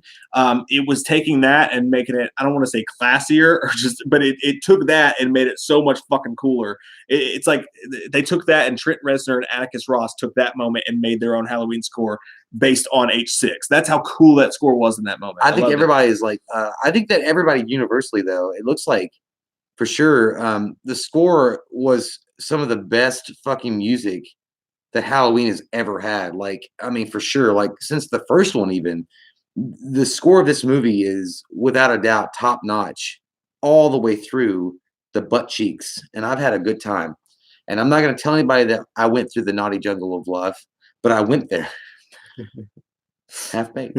and I think honestly, Michael's going to be really pissed about how, regardless of what happens with Laurie in the sequel, I think Michael's going to be really pissed about how Judy Greer's character tricked him. Like, I think that's going to stick in his brain, where she was like, "I can't do it." And then she was like, "Gotcha," and shot him. I think he was thinking, "Oh, I'm going to fucking get you, bitch." I think right then he was like, "You're fate. You're my next fate." And then eventually that's going to lead on to Allison. I think those 2 are definitely coming back. And, maybe they, who knows? Maybe Jamie Lee Curtis isn't really in the sequel, which I'm pretty sure she's not going to be. She'll die. I think. But what I'm going to say is that, like, you remember in Godfather when he was shot and he was in the hospital. What I'm thinking is the scene when Michael Corleone is standing outside in the cold and the cops are coming up and everybody's trying to kill him and he's trying to guard the hospital. Then you have a sequel again based in a hospital. Mm-hmm. I don't know. I guess we can go there. Michael always wins. He does always win MP. Because his name is Michael Goddamn Myers. You give him goldfish, he's unstoppable. Or tapioca pudding, apparently. Oh man, but it would have been crazy to see Sartain stick around. It I really no, would have been. I'm glad they did. You know, as far like as soon as they started going that like maybe if they had kept him vague about like you know like just kind of a goofy Dr. Loomis in a way because like when they present him and he's like sitting and he's like I'm sitting in a chair. He's like you sit there. He's like I am sitting. I don't know. Like maybe then, but the fact as soon as he became like don't hit him, don't hurt him. I Like was Loomis would never like any kind of Loomis would never like. I don't think that Loomis would have ever like said spare him. You know, the fact that Will Patton wanted to fucking kill him. I'm seeing some people mention sequel. How would there be a sequel? How do you think that Michael got out of the basement? I think, guys, at the very end of the credits, you hear Michael breathing.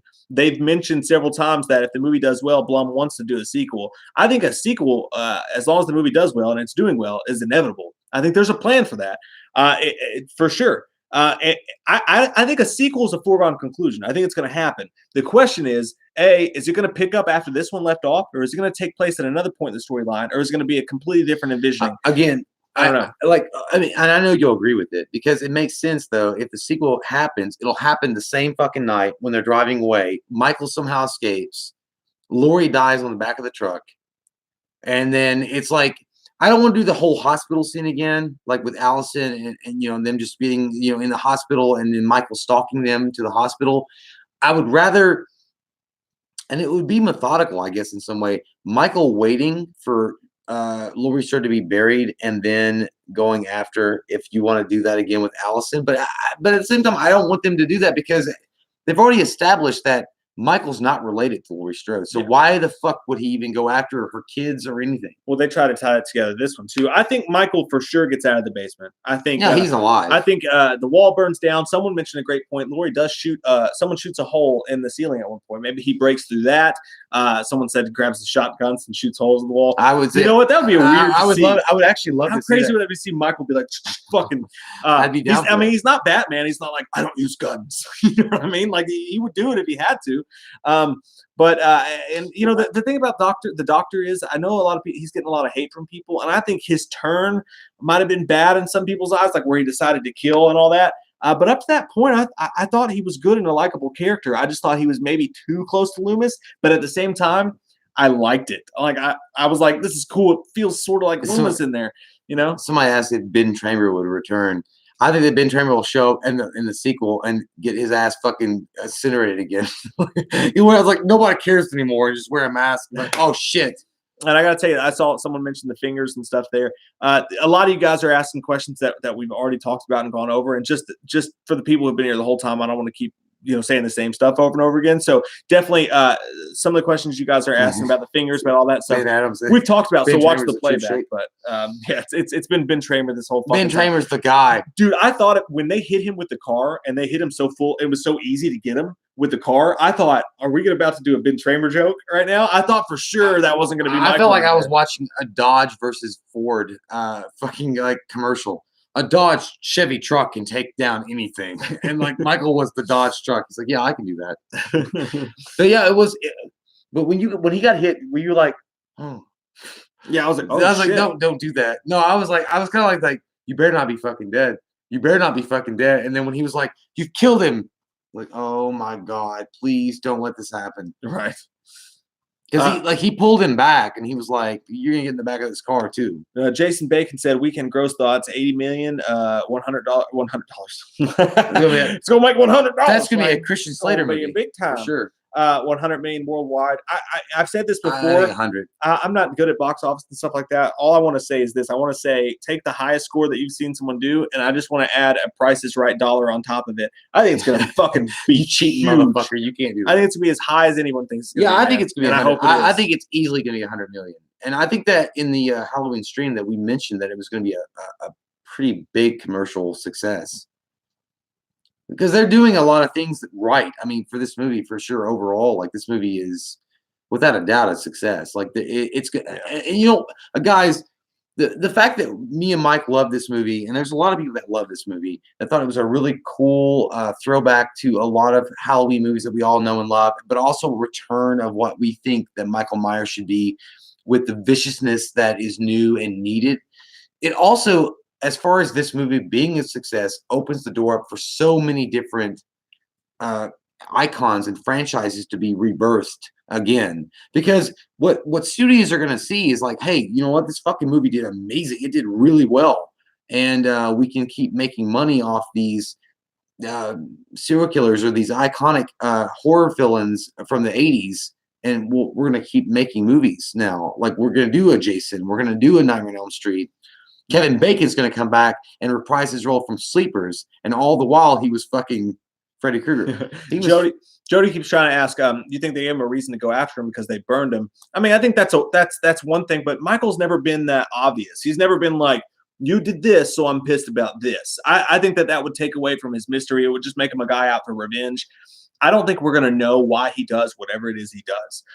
As soon as you start explaining that, though, you've lost a lot of audience members. Right. So whatever he wakes up and does, whatever he gets his crispy ass out of that fucking basement. It's always funny that Michael even sleeps. Like, Michael just like lays down and like, yeah, I'm just gonna lay down and sleep about and think about Taco Bell, and then wakes up and like, oh shit, it's Burger King, and I'm mad. Yeah. Like, it's just. It's going to be hard to do the sequel, man, because, I mean, what's going to happen is Andy Manichak and Judy Greer and Jamie Lee Curtis going to be like, well, we escaped that one. They didn't find his body. Let's move in next door to where it happened. I mean, it's going to be really – maybe they already have it in mind. Do you think that Andy Manichak will definitely come back.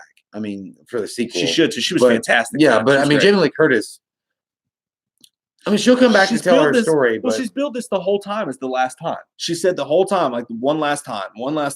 And but when she lived, I was so fucking confused. I was too. Yeah. Tristan Vargas, thanks, man. He says, do you want a Michael vs. Jason movie? Not yet. Nope. I'd say no. You know, if they make 4 sequels to this movie, and the slasher resurgence is happening around us, and then the slasher resurgence starts to die, and they really need to do something to pump up those numbers. And they want to do a Jason versus Freddy type thing, you know, I'd watch it. I'd be interested, but it's not. If the franchise is on an upward direction, you don't do that. You only do that movie when it's in the fucking tank. Yeah, when you got a floater in the toilet and you didn't flush it, like, I guess then at that point you're like, yeah, Michael versus Jason feels good. At this point, I'm down with it. Even though that would be the strangest confrontation, because are you going to use like subtitles? Like, because if it was just Michael and Jason in a cabin in Crystal Lake, and they're just looking at each other with a camera, go boom, boom, boom, boom, and then head kilt. Jason be like X, and then they would just run at each other, I guess. But fuck yeah. Night Mia asked, Dr. Sardine started touching up on Michael's mask after the car hit. I was so pissed. So was I. I was like, don't touch that shit. I know. That's not yours. She says that. Yeah. Don't touch the mask, bitch. Also, motion light scene. We talked about that. That motion light scene was sick, man. Amazing. And when he popped out, that was it actually scared me. Like, when he came at him like that, I was like, oh, fuck. I'm not ready for this, dog. Yeah, as soon as he put that fucking mask on, I was like, again. It looked like Dick. You have declared yourself not capable of being Michael's caretaker. Go fuck yourself, Dr. Sardine. Cunt. All right, guys. So we're at that point in the live stream where we're on speed round. Let's go. We're going to make this a full 2 hours. We got a little less than 9 minutes left. Answer your questions down there. We're going to answer them short and sweet and get as many answers as we can. So fucking fire whatever off. You want to talk about. Bring it. Crossfire. Are you guys going to do a countable with Lee, Cody, and Dave? We're doing the Halloween stream. So next weekend. Yeah. I thought the podcaster's death was sad. What do you think? Nah, I thought they kind of deserved it. The lady I thought was sad. Why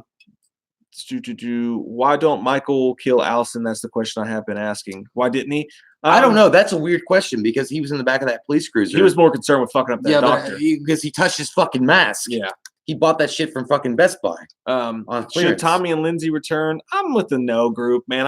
Let's make some new great stories. Thanks, Cody. By the way, let's see. Was the crowd you saw it with hyped? No, the crowd kind of sucked. They were very quiet. They were respectful, but like a Japanese crowd. Yeah, not that exciting of a crowd. They didn't make any noise. What if Halloween took place in Chicago? Jason Takes Manhattan. That's all I could think of as soon as you said that. Yeah, it'd be weird. He would be eating pizza. You know, I thought it was weird they were in the country for a second there, but then it got kind of scary and I liked it. What happened to the shower scene? I don't know, man. I think we're gonna get a really cool either director's cut or it was left in Norman Bates' apartment. This movie or H2O? Are you fucking? There's not even a question. This is so much better than H2O. H2O is Universal Studios. This motherfucker's like that weird haunted house in New York where they get to strangle you. We're gonna do a ranking. That extreme haunted house. This is in the top 4 for sure, man. This is a great fucking movie, man. I loved it. Mike must cut 2 fingers off. Yeah, it's gonna be weird, man. Those aren't gonna grow back. He's gonna be praising Dane Cook. John Cena. Did you guys like the movie? Fuck yeah, man, loved it. I cannot wait to see it again. Amazing. I do not, Jody. I don't think it was like nudity or sex. The only thing we saw was Judith's nipples again. We've seen those. She's a hoe. She shows everybody in the neighborhood. Cody Henry says, "How much do you think Nick Castle was used?" I think someone mentioned that one time he was in the basement. Someone said he was in the basement. Well, I swear it was like he had one static scene. Maybe he had 2. I don't know. I've seen Hatchet. I don't think you have. I've never. I liked it. I thought it was a fun movie. I used it to cut down trees. Why didn't Michael take Judith's gravestone? I think they'd already just done. Well, because some people are around it. He could he was hiding out in the book. He was like, he remembers how much work it was the last time. He's like, it's heavy as shit. Judith nips. Said, I got osteoporosis. This story is more badass than H2O. Absolutely. Yes. Oh my god. She did night and day. I was shocked at how traumatizing, how emotional her acting was in the movie. Like, I know they said it was going to be, but I guess it just took me by surprise. Haha, Jackson, I do love you. Do you like the Lewis impersonator? It was all right, man. Yeah, I was acceptable. It's okay. Michael versus Baghead Jason. Michael. Yeah, I do love me some Baghead Jason though. Baghead Jason's great. JC, yeah, Nathan, this movie was. Man. I can't see what you said, man. I'm sorry. Little black kid's gonna be a star. Fuck yeah, dude. He was hilarious. He was awesome. He was Reggie. He was Reggie. Reckless Reggie. Much stronger. The impersonator was much stronger than H2O. I'm wearing Jason's mom's sweater, but I borrowed it from your mom. That's fantastic. So I'm sorry, Cody. Cookie woman. But anyway, tired of hearing this movie. I'm sorry, Nigel. Well, I don't really know what you're doing here. I'm not trying to be mean. Yeah, I'm glad you're here, dude. I'm not understanding. I mean, it's called Halloween Spoiler Street. It's so fast. It's so fast. Do the cops discussing sandwiches work for me? You guys didn't think it was too funny. That was actually Christopher Nelson, man, the guy who made the mask, the guy who's behind the special effects in this. And we mentioned it earlier. I thought that scene was great. That was one of my favorite humor moments from the film. And I thought it was a great small role. I thought it was one of those roles I'll remember. I thought they did a great job. Yeah, I liked it a lot. It was a good scene. Let's see, found good cookie. Got the new J. Smug Grinch. Really quick, dude, in all caps, what was your super chat? I've been trying to catch all those for sure. If I missed it, say it right now. Please, I'll answer it. Someone says I got a brownie. Alan says, do you think they will milk the franchise till it becomes stale like before? I don't think they're going to try to, but if they do, I'm fine with it, man. I just want more Michael. I don't think they'll do that. I think that they're on a right the right kind of stuff for that. New Kids on the Block. You've got the right stuff, baby. Jody, I don't think they spoiled the kills in the promotion. I'm not mad at them for it. I just kind of wish I never saw it. The trailers, I thought that they were going to hold back a lot, but yeah, it's fine. Smug, okay, Smug, how did the mask last 40 years? That's not that crazy to think about. He said that he got it from the Attorney General. You know, they put those shit in lockup. Well, I think he meant like the actual elasticity or the plastic part of it or something. But I mean, I guess because it was made well, like I mean that's the only thing I could think of. I have no idea, but I mean, I thought the way it aged, it was fine. I that's believable enough for me for sure. It totally didn't throw me out of it. And I think they went through pains to make it look like it was 40 years old and did a great job. Michael puts butter on his mask and keeps it preserved inside of a locker. What about the Entertainment Weekly photos? I saw a lot of them. I didn't like. There was one. Oh, you mean the jokey ones? Yeah, that was all right. We could have done with better. the knitting one. We would have done better. Yeah. I'm sorry. That's all. Sorry, Entertainment Weekly. Can we be on your cover next week? They don't want us up in there. We're too nasty. We suck ass. We're mediocre as fuck. One guy said the trailers ruined it for him. I say go see it again, man. I think there was a lot of stuff in there that was really pure and great. Sean, dude, the soundtrack was fucking amazing. Yeah, it was one of the better soundtracks I've ever heard in my life. See you, Troy. Thanks for hanging out, buddy. Allison might be the new fire. I think that's universal, though. I think the soundtrack is universally beloved. I saw one person that said they didn't like it, and everybody was like, "What?" Wow, I guess you should stick with Nickelback. I like Nickelback.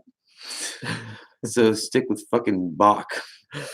A lot of people are gonna buy it, man. I've been listening to it on Spotify. Yeah, I actually that's one of the first soundtracks I would actually go out and buy. It's a great question, Bella. We did see not Rob Zombie influence in that they did everything right that he did wrong, but as far as the brutality of Michael, they took the best parts of Rob Zombie's Michael and put him in this movie. For sure. When the fire started, I thought of Busta Rhymes. Oh God, that would have been horrible. Oh, no more. I can't take it anymore, Jim. Stop a time watch. Put it in your ass. Do you guys like the new teens? I did. I love the teens in this. I thought they were great. They weren't bad. They weren't bad. I've seen a lot worse. Fucking the H2O teens were fucking terrible. Cordy. I don't know what that means. Hello, Donnie Wahlberg Glover. I'm not Dylan. Yeah, you know what? I'm just going to be honest. I'm not happy with Jamie Lee surviving because I think it confuses me for where we're going to go from here. I thought for sure she was going to die in this, man. Jamie Lee, yeah, she should have been dead. I mean, I don't like. It's going to be interesting to see where they move forward with that. But I mean, I don't want to have like a Halloween resurrection thing where she just dies, like I said, unceremoniously. Yeah. I don't think she'll be back. I think she'll die on the back of that truck. I think that's what's going to happen. Yeah, maybe they filmed it there and they're going to open it with her dying on the back of the truck. I think that's what should happen. I think that she bleeds out. It's kind of like Rocky losing but winning at the end of Balboa. They didn't want to show her dying because she was just so triumphant. Maybe that's what it was. It could have been, but it would have been cooler to have her like latch onto, like do something really badass. Grace asked, "Who do you think drove the truck?" I mean, I think it was Jim Bob. It was one of those redneck guys from H4. Bob Jim. Ain't no way a phone just rings at a police station. Ain't no way. So damn, Michael killed my daughter. Don't you remember that shit? Flick Smith, I absolutely loved Allison Strode. Annie Manichak in real life has always been super sweet to us, and I really appreciate that. Her and Christopher Nelson have both reached out to us and been really cool to us, and I just want to say thank you guys to that. And I want to say thank you to all you guys for showing up, for following our coverage for this. You know, some people have asked us in the previous weeks, like, what are you going to do after Halloween's over? And we're like, we've been doing this for like a long time, guys. We've been talking about Halloween for 6 fucking years. We didn't just start doing this because the movie fucking came out. Go back and look at the older videos. And we don't just do Halloween. We do all horror. We do all sorts of shit. We do everything, man. So I hope they keep making sequels, and if they do, we'll cover it. Fuck yeah, man. I shot him 6 times. He's not human. All that this is over with. Tristan. But I do want to thank you guys for your interest, for showing up for this. Over 700 people tonight. It's insane. Fucking insane, man. Could have filled several movie theaters. Tristan Vargas said, I shot him 6 times. Well, you got to say that, Jeff. I shot him 6 times. He's not human, Jeff. Goddamn. Why didn't you get off your ass? But you know what, guys? We really, really, really love your fucking faces. So thank you guys. Thank you guys for showing up and watching this. And I hope we got to as many of your questions as we could. You guys are beyond amazing. Holy shit. We have the best fans out there. You guys showing up like you did. We started the live stream at 11:30. I know that's late for some of you guys, but you guys still show up. And you guys support us, and you guys, pour in the questions that are great. I feel like we're talking with our friends, and it's so amazing. And you guys continue being awesome in every fucking thing you do. And I want you guys to remember this. Like, there's going to be some people out there that aren't going to like the movie, and that's fine. And so you guys don't like the movie. But as Bill and Ted, excellent fucking philosophers, said, be excellent to each other and party on, dudes, because it's all helpful to us. Like, even if you hated the movie, if you didn't like the movie, the fact that it's still being successful. I've taken it and I've passed it. He didn't pass it. You can't handle the I can't. But the fact is, it's all beneficial to us that this movie is doing so well. So, don't go hate on other channels. Don't go hate on other people that didn't like the movie or have problems with it. Like, everybody has opinions.